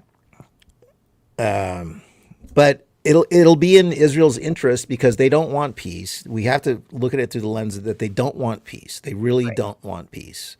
So they're going to look for ways to justify sparking this up again behind the scenes. And Trump is going to try to pretend there's peace, and he's going to, again, enable Israel to do whatever they can because, one, he wants to look like the peacemaker, and two, he's going to profit from whatever more damage they do to Palestine because it's real estate deals for him and his friends. Which, Jared Kushner was just outed by Witkoff, who said, I can't remember who they were talking to, where the interview was. I think it was 60 Minutes with Leslie Stahl, that this has all been in the plan for 2 years, over 2 years. There's a master plan. Like, they've all, this is where it was all headed. But the whole thing with the ISIS gang, the leader of the ISIS gang was just allowed to put an op-ed piece in the Washington Post. I'm sure it was ghost written, but like, that's ISIS. Right? Like, so here's his piece in the Washington Post. The ceasefire created two Gazas. One will consume the other. My Gaza is ready for peace. Hamas is trying to destroy it.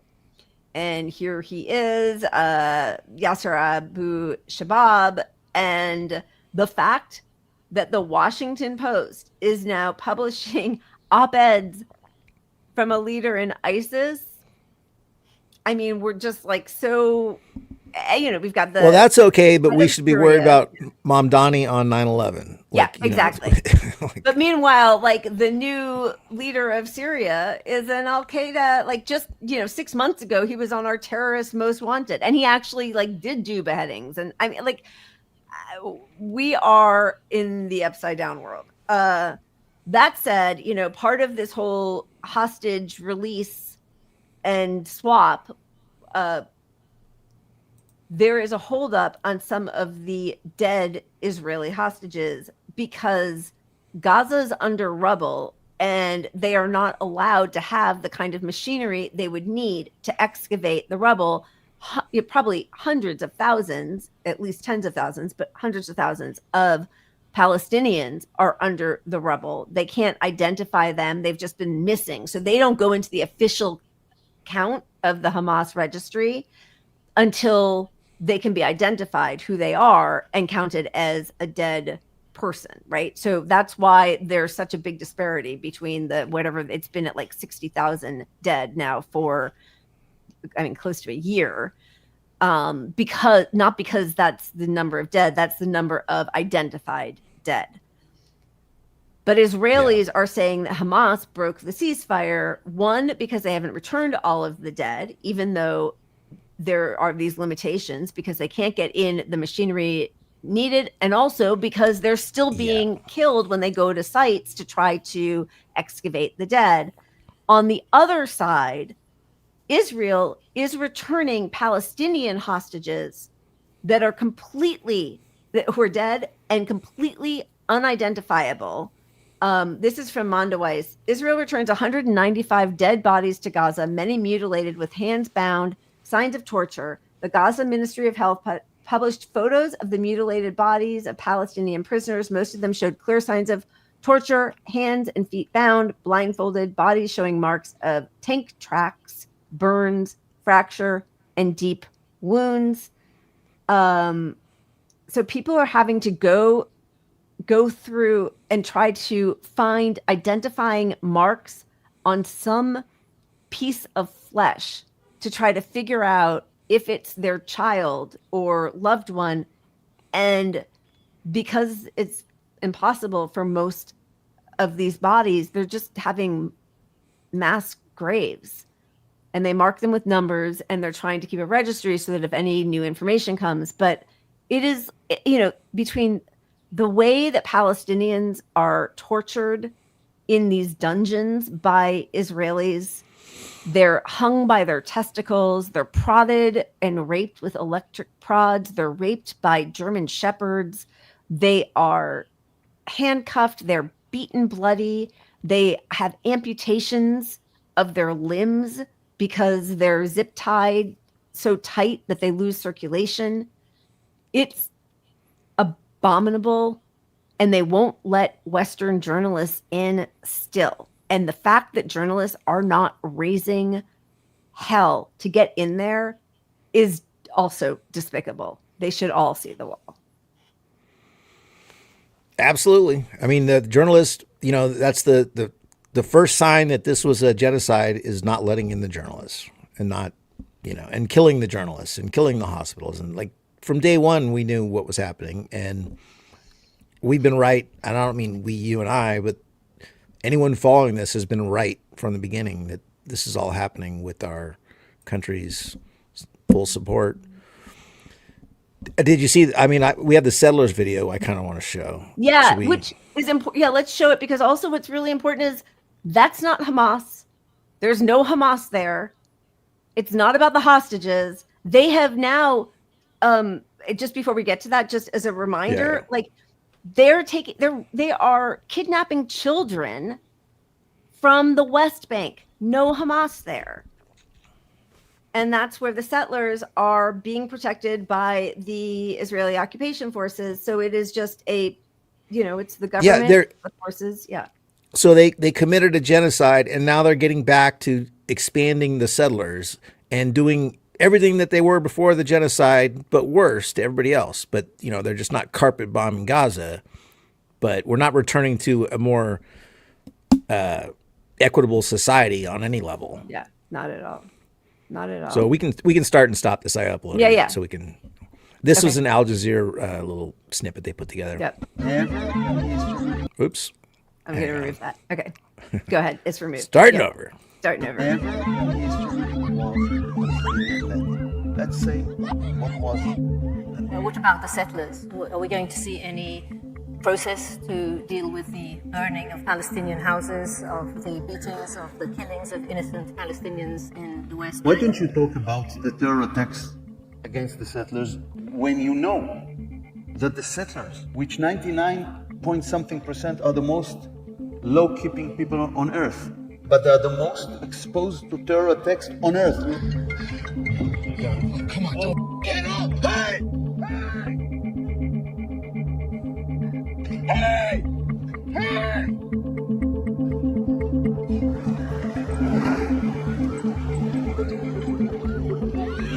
Hey! A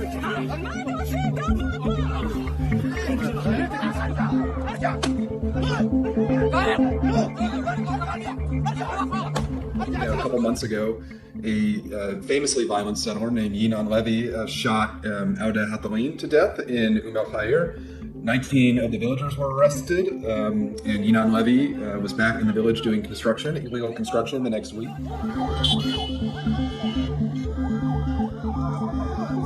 Your head.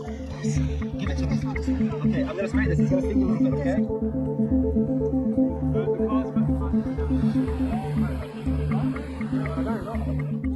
سلامتك حاجة تشرف ألف سلام ليش ما؟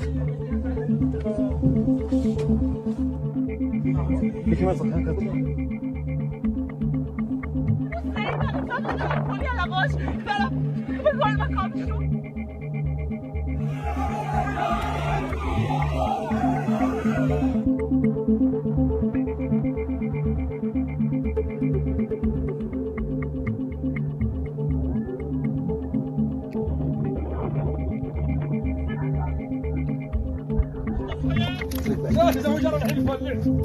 There, the settlers just walk around with machine guns. They will just walk right through the village. It's a different form of threat, and you know that they are capable of violence, and you know they will kill you if they want to. Oh my god! Oh my god! Oh my god! Smotrich, who's the finance minister and a far-right winger and a settler himself, empowered settlers, stripped away all their guardrails, removed any accountability. Settlers have become more violent. Settlement building has expanded. After October 7th, of course, they were able to operate under the cover of the genocide in Gaza.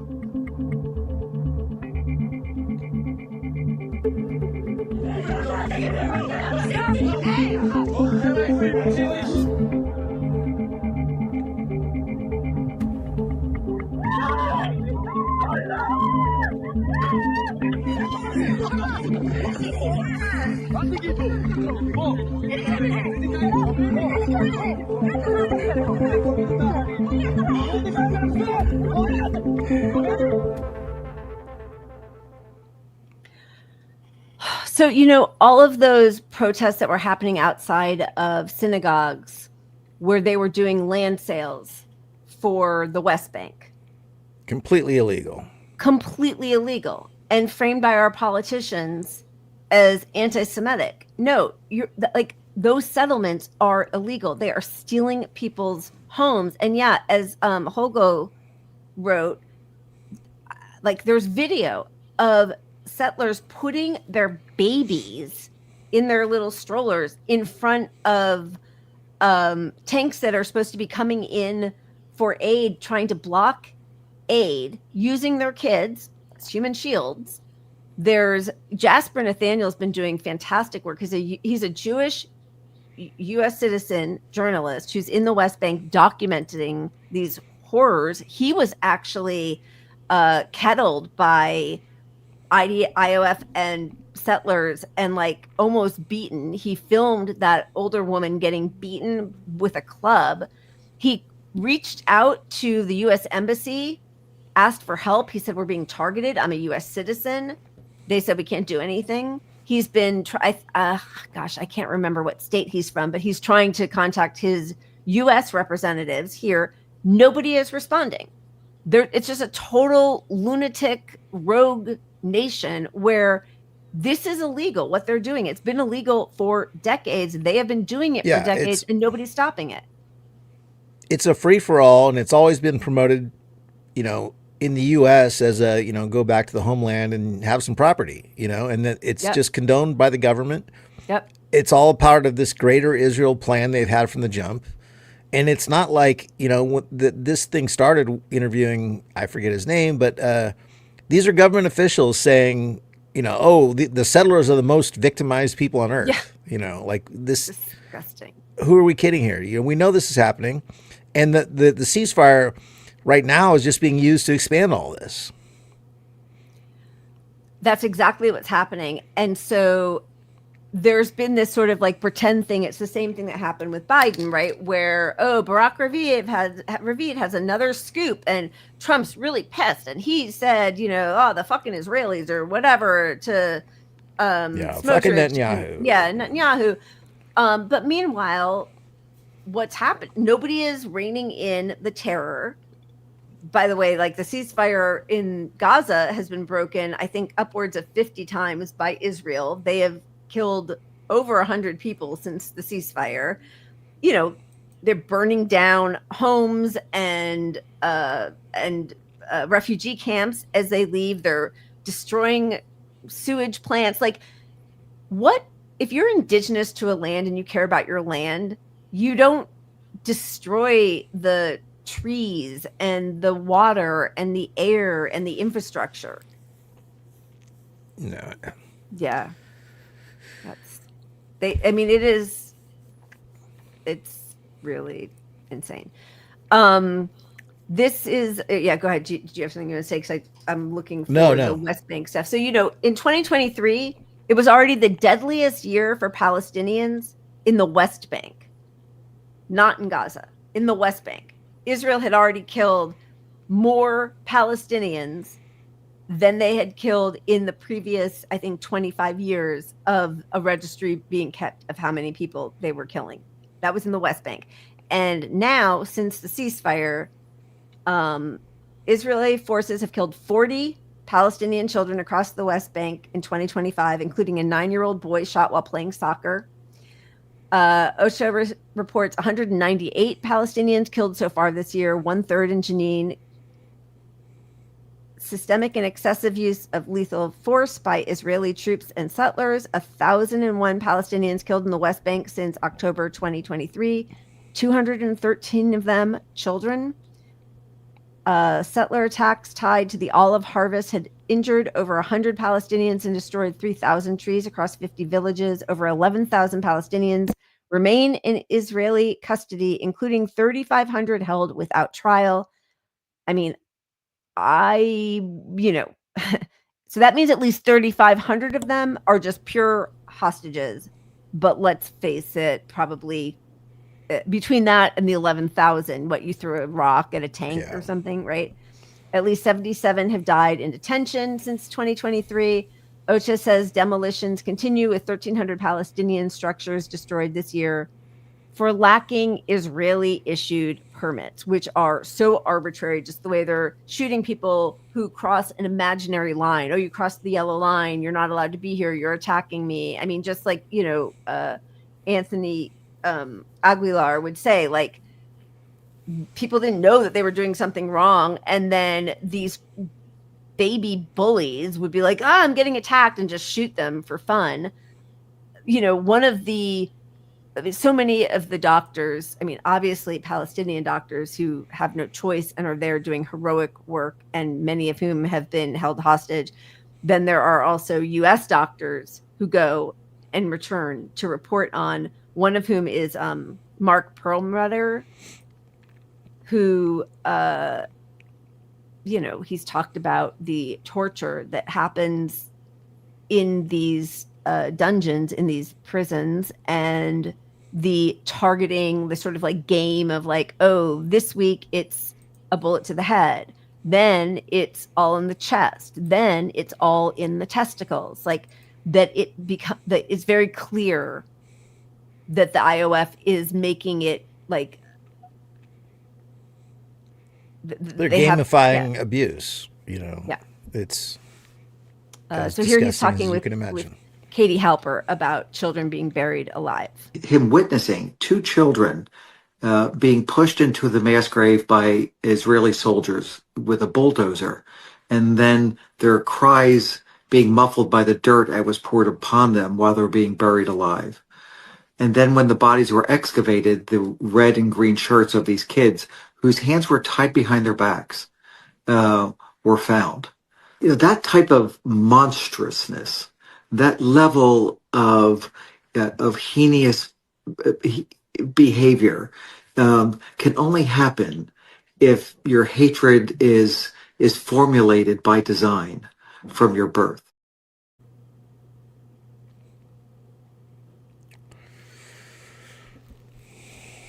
Yeah.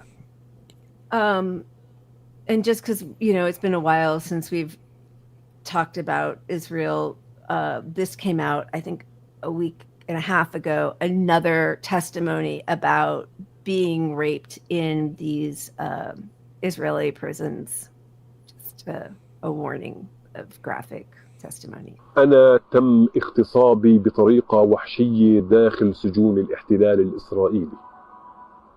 اقتادوني من داخل القسم اللي أنا كنت عايش فيه لمكان أنا ما كنت بعرف شو هو. جردوني من ملابسي وبدأوا بعملية اغتصاب بالعصي.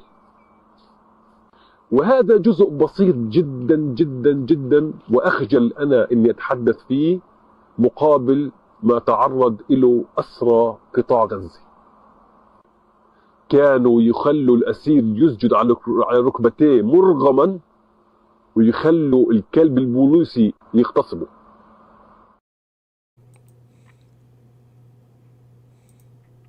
I mean, testimony after testimony being brought to the UN, but it, you know, it's either ignored or it's dismissed as anti-Semitism. Yeah. So one thing that we didn't cover last week was the Maccabi Tel Aviv fans were banned from some part. Where is this in? In Villa Park, which is in the UK. West Midlands police were told supporters randomly attacked Muslims in Amsterdam last year. So we all saw those reports. And first it was like, oh my God, it's a pogrom against Jews because look at how Israelis are being treated in Amsterdam. This was a year ago. But then more and more footage came out of these psychos running rampant through the street, like targeting anybody who either looked Palestinian or was just a citizen of Amsterdam or who had a Palestinian flag. They also were singing this song, read the lyrics. For the horrors of Arabs, we are ashamed of you. At the end of the day, 8-5, we will fuck you. We will fuck you. It's lovely. And then we will drink your blood. In the town square, we will hang every communist who comes here. We will take your girls who love to party. When we rape them, we will shout, today is death.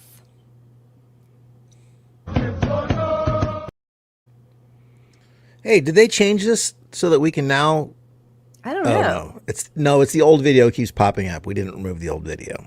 I just realized it. Oh. I thought they were enabling us to start and stop videos. I know, me too. I was getting so excited.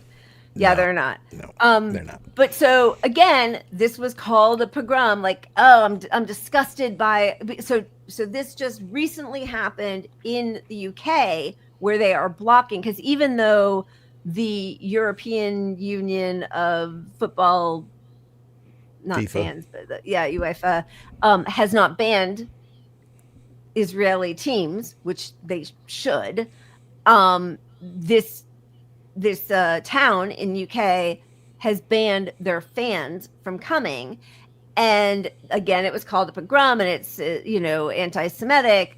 But the police intelligence said that there were extreme Maccabi fans with a past history of violence and shouting racist taunts were expected to travel to the Birmingham game. Dutch police, so this was what had happened the year before in Amsterdam, told their British counterparts that the Maccabi fans, sorry, I get that wrong every time, had instigated trouble in Amsterdam at a game last year. They had randomly picked Muslims in Amsterdam to attack that led to reprisal violence with some Dutch Jews attacked. A huge Dutch police effort involving 5,000 officers across 3 days was needed. And so in Birmingham, the safety advisory group decided they needed to ban the Maccabi fans because it would be too disruptive. And none of this would be seeing the light of day if it weren't for social media, because major corporate news outfits are not reporting on it. And what it looks like for Zionist Jews, because I see every once in a while like venture into Facebook, like, look at the anti-Semitism. You know, Jewish soccer teams are being banned. You know, first in Amsterdam, there was a pogrom, now in Birmingham. But the truth is, they are so rabidly, disgustingly racist, violent, rapists. Yeah. Those are terrorists. You know, Yes. that's a terrorist right there. That group. Look what happened to Bob Villain. Wait, Bob Villain? No, not Bob Villain. Villain, Death to the IDF. I can't remember his first name. Oh yeah. I think you're right. Yeah. Because it was a play on Bob Dylan's name. Yeah. So yeah, Bob Dylan. But like, still being asked, do you regret saying death to the IDF? And he was like, no, I'll say it every day of the week and twice on Sunday. They are a terrorist army, occupying force. Bob Dylan. I mean, yeah. Sorry. Not today. Yeah, that's him. Absolutely. I know we're about to wrap up, aren't we? Yeah. I think we are. Well, okay, but I just want to say that the Olympic Committee sanctions Indonesia after it denied visas to Israeli gymnasts. Right? That's crazy. They did it to Russia in 3 days, but they are still blocking Israeli athletes from the championship. So shout out to them. Well, hey, you're in LA where the Olympics are going to be not too soon, not too far away, right? Ready for even more homeless sweeps and more money being thrown at the worst people in the world. Yep. Was that it? Do we want to end on something a little happy before we? Well, somebody said we didn't play any pup stuff, so maybe we should roll a pup before we get out of here. Yeah. Dogs and cats. Let's keep it balanced. Okay, good.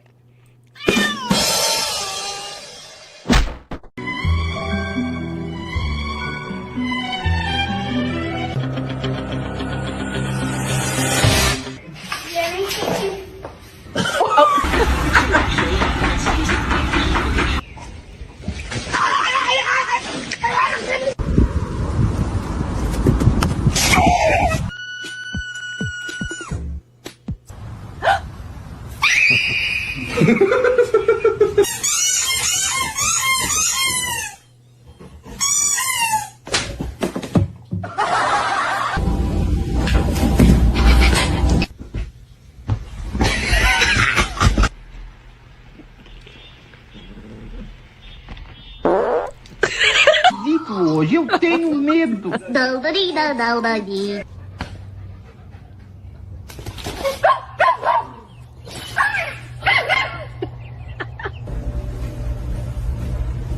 Come on. It's okay. It's just a kitty.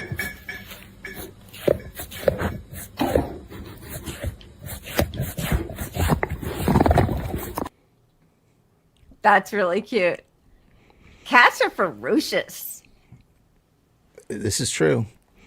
This is true. When I was a kid, we had a cat. You could touch on his butt, and it hated it. I think I told you this before, but every time you touched his butt, it would get angry and go attack the dog. So you would touch the cat, but We then would the touch. cat We were psychopaths. We'd go rub the. Watch. He's gonna go get the dog. That's Evil little shits. Evil little shits. Evil Karma has little come back shit. to roost. Wait, it feels just so early to end, and we have like, are you done? Are you out? You're done. No, we can keep going. I mean, I'm surprised we actually don't have a lot left up here. We could go to ice. Should we get some ice stuff in? Yeah, like, because this is fucking crazy. Yeah, we should. Trump All right, wants let's to cover make ice. start in all 50 states. That's Trump. Like, you guys, I will admit I was wrong. Okay, either there's no deep state, which I don't believe, or there's a deep state and it's completely ineffective, or there's a deep state and this is exactly what it wants. Those are your three choices, right? I feel like the deep state knows they need to expand their authoritarian powers because they know robotics and AI and the economy and what's happening is going to be unpalatable to so many people that they need to expand the authoritarian state to control it. And so that's bipartisan. Yes. And that's why the Democrats aren't really fighting hard on any of this stuff. They are not. And they're acting like this is all about fighting drugs and illegal aliens. The New York Times. Yeah. Sorry. Go ahead. Yep. Sorry. Well, I was just going to say, I don't think we pulled the clip, but the one I sent you about Bernie saying, yeah, we need to. What the border stuff with Bernie. What was his line on that? Do you remember how he said there's it? no nation without borders. We have to have strong borders. And Trump did a better job on the borders than Biden. Right. That's what he said. He said Trump did a better job on the borders than Biden. No, Bernie, your position should have been we should never have scapegoated immigrants. This is the terrible outcome happening now because the Democratic Party scapegoated immigrants to try to win elections. I don't even understand what he was doing with that. That was crazy. Like, what was he even saying? Like, I know he's always believed in borders. And I mean, like, on some level, I get it. Like, if you're trying to figure out resources, I don't even know. I just, such a disappointment. But yeah, well, you can say, there's a way to say, countries need borders and it's okay that countries regulate their resources in a certain way.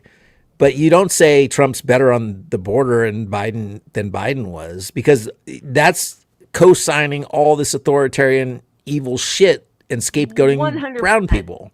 100%. You can say they both suck, and I was an idiot for endorsing my good friend Joe, who also deported people. Had CB, like the Border Patrol on horses with whips against Haitian immigrants.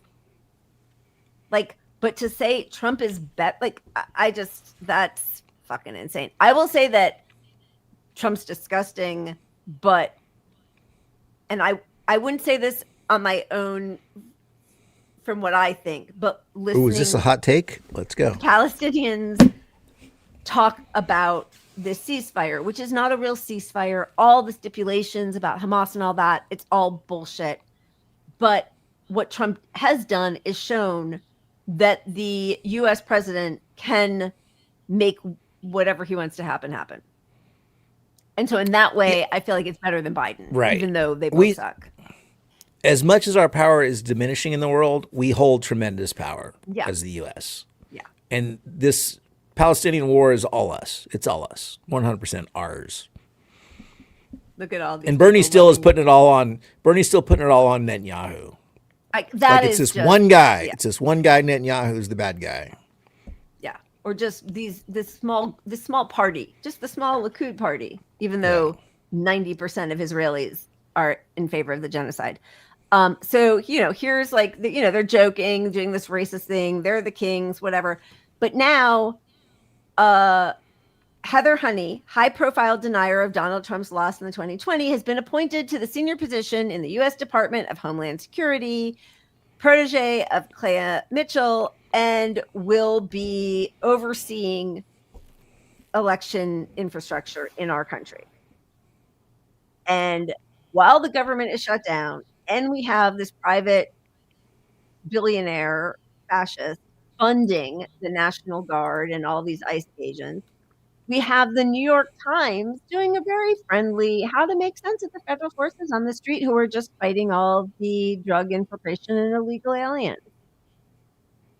This is the New York Times, the paper of record, just doing a very helpful distinguishing characteristics between the Border Patrol, ICE, the National Guard, and the FBI, DEA. I will say, James, who's been going around, with Zoran Mamdani, is opening up a public portal where residents can upload photos and videos of ICE operations for investigation, which is great because that seems to be, it's like independent journalists and citizens who are documenting all of their crimes.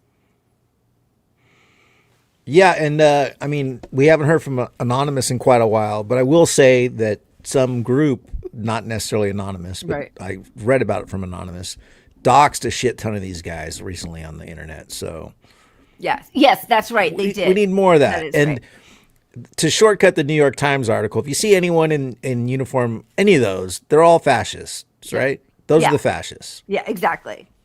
Just broad stroke. That's who they are. So here's Trump talking about the National Guard in 50 states. So the government's shut down right now, but they're still working. it's a huge power grab. And I am actually terrified. And what I was saying I was wrong about was I did think that there was going to be a check on his unbridled grab for power. Secretary Hegseth, sir, a memo circulating on social media details the establishment of a National Guard response force that's going to be trained in crowd control and civil unrest and deployed in all 50 states by April of 2026.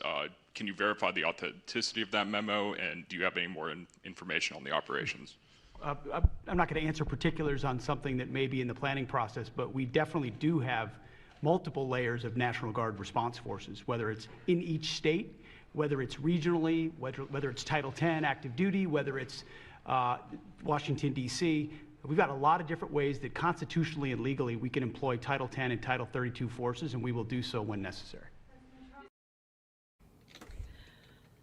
So they're doing that for illegal aliens, but also for the drug cartels. And it doesn't matter, as we talked about on Thursday, that, you know, some of these people that they've just assassinated in the ocean who are just like fishermen. There was the boat where they killed most of the people, but 2 people survived, and they're just allowing them to go back. So clearly not really terrorist threats. But this idea that anybody can be labeled a terrorist or anybody can be labeled a terrorist, and without any authority in the Constitution to do it, the U.S. government is going to place all these troops in every state right when the midterms begin in 2026, by that date. So there is very real fear. Like, I have not really feared sincerely Trump 2028. I still don't, but you have to take it seriously. The expansion of authoritarian powers is going to benefit the right-wing elements of our government, which is in the left and the right. And they're staging them to have an impact on the midterms. The timing is not accidental. That's right. Well, and the other thing is Trump is old and losing his mind, and I honestly think only cares about enriching himself. Like, I don't know what he cares about in any of this, but he still has a fervent base. JD Vance does not, but JD Vance is the person they want in there. He wouldn't even be there if it weren't for Peter Thiel. Like, who the hell knew about JD Vance, right? Like, he's the one who's going to make their dreams come true. But Trump is the guy who could possibly be like the figurehead. So I feel like that's the plan. And also, if they get away with installing him for a 3rd term, then they get everything they want. They get everything. Dude, if that happens, I mean, it's over, right? I mean, you can't break that. I don't see that happening, but but to the bigger point is that the interests we should all be fighting against are going to move on to whoever wins in 2028. The tech bros, the AI takeover, the authoritarian forces expanded will benefit them, which will never benefit the left. It's always a pro-capitalist, top-down, control the people who are getting upset thing. And that's expanding exponentially in the last 10 years, and particularly the last 3 or 4. Yep. And yes, bipartisan. And no, you can't wait until everybody's really upset and votes in the midterms, which was Democratic leadership, plan. Right.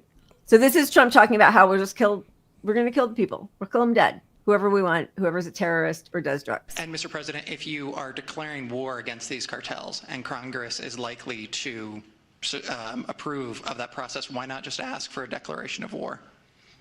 Well, I don't think we're going to necessarily ask for a declaration of war. I think we're just going to kill people that are bringing drugs into our country. Okay? We're going to kill them. They're going to be like dead. Okay? Yeah.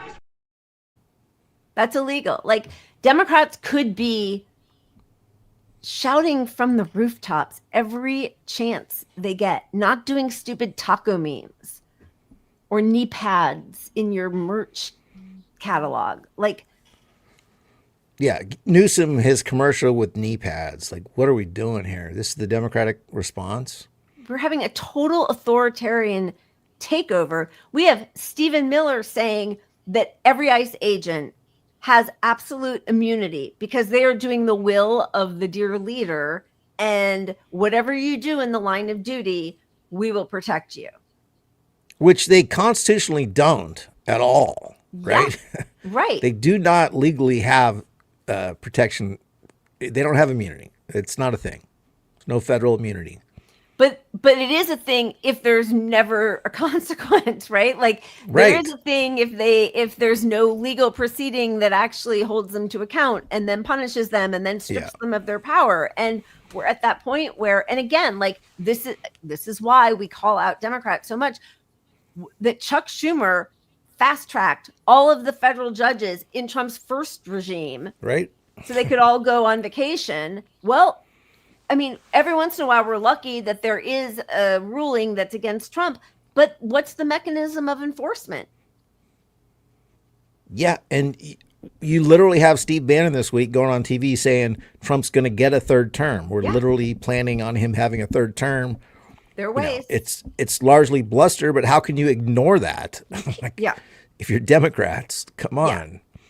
I ignored a lot before because I thought it was all just bluster and pushing envelopes and being ridiculous and sort of like deflecting so he could do his side deals. And on some level for Trump, I think it is like he wants his gold ballroom.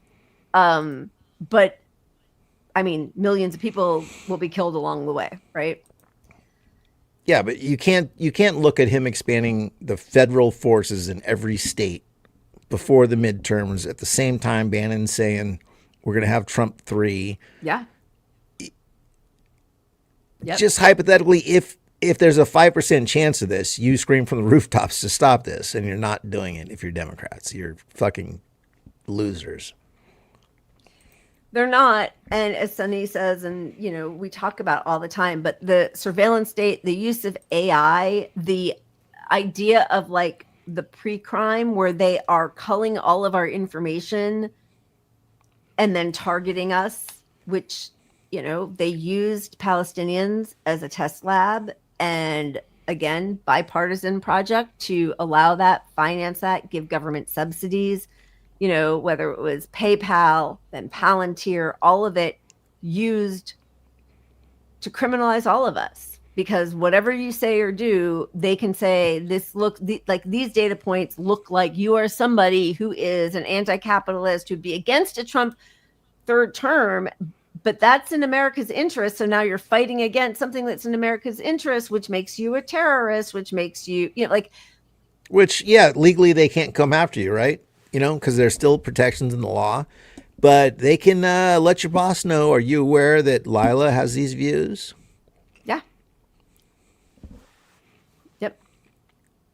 It's it is really terrifying, and it is terrifying that we do not have a structure of opposition in power. And so all that leaves us with is people, which, you know, fantastic. And like the citizen journalists, the people who are standing up and showing so much courage in the face of this all over the world, but also in our country. This was crazy to me. This was in Atlanta. This young man shows up dressed like a Nazi costume. Isn't that hilarious? Well, if Prince Harry did it, what's wrong with this guy in Atlanta? But watch these young women kick him the fuck out of the bar. And the men, I'm not trying to be like, but it is just interesting. Like the men around them do fuck all. Like it's kind of crazy. Get the fuck out! Get the fuck out! Get the fuck out! Don't touch him! Don't touch me! Get the fuck out! Don't touch him!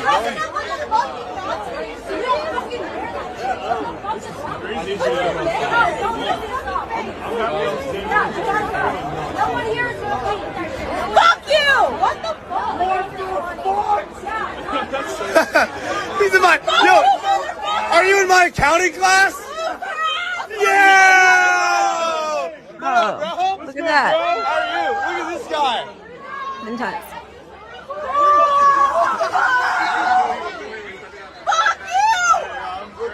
This is terrible.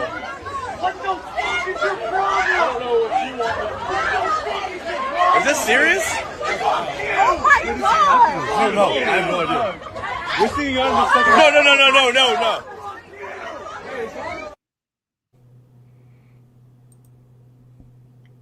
No. Yeah, those men were pathetic. I don't, especially at the end when there was something They're smacked like, in someone's "Whoa!" face. That's when I got the green light to just beat the piss out of that guy. Right? I mean, I had it earlier. I would have created it. I knew you would There's, have. there's a know way that to fact. create it so that he throws a punch. I got tricks if someone wants Yep. a trick. And But- just so you don't think that I'm being sexist, and just so because I know we're like stretching a little bit, but we're probably about to end. But this was men coming in and being, as we know, I have 2 boys, I have a husband, dad, father-in-law. Like, I love men. I'm not trying to be sexist in any way. Men can also be great. I just thought that was a weird thing where like this Nazi is being pushed out by Yeah. these young women, It and the is. guy's like, yo, you're my econ class. Of course, perfect econ class, like whatever, hilarious. But anyway, this is a woman on a plane being bullied by some Nazi. This is the last thing you're gonna do to me. No. No, ma'am. You need to sit down. No, you're not. You need to sit down. Sorry. Is there any other person that can help you put? Don't swing your hands this way. No.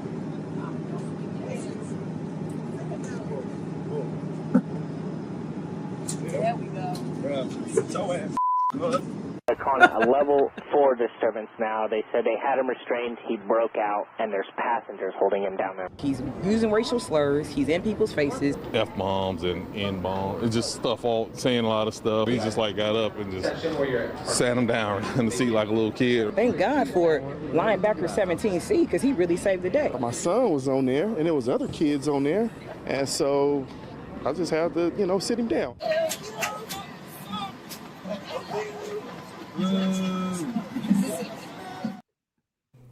I love how he just like picks him Litter. up and places him down. We all just need those moments, right? Yeah, for sure. All right. Any last words? Anything? See you Wednesday. Let's go. Oh, that felt like you were about to do it. I'll see you next Wednesday, Pat. I'll see you NT. Did you think I was going to do I didn't know what you were. see you I next don't know. You Thursday? never know. See you next Thursday See you has next some Thursday. different abbreviations. It sure does. Keeping everybody. No, of course not. I know. All right. As much as I know this ceasefire isn't a real ceasefire and people are still being killed and Israel's still doing horrific things in the West Bank and in Gaza, and they're just a disgusting, disgraceful country. I just have nothing else to say about it. There is a slight reprieve for some people in Gaza, and they are posting pictures of, being able to have like a morsel of chicken or bread or dance or start their school again. And then, of course, Israel blows it up and bombs it. But there's also people cleaning their homes or any area where they can find some cover. So the Samir Project is doing fantastic work, and they highlight a lot of the people who are using their funds to clean and replace and try to create some semblance of normalcy for themselves. So cheers to them. We never mean to minimize, again, any reprieve from the horrors that anybody feels for a second.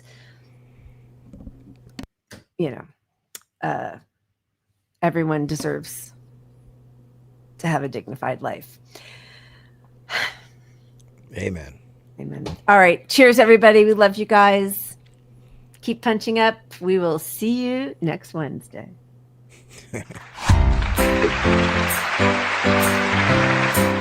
نعمر بيوتنا وراح نسكن فيها بإذن الله. خاوة حنسكن فيها وحترجع غزة أحلى من أول إن شاء الله. بإذن الله غير نعمر. غزتنا حلوة وحتبقى حلوة إن شاء الله.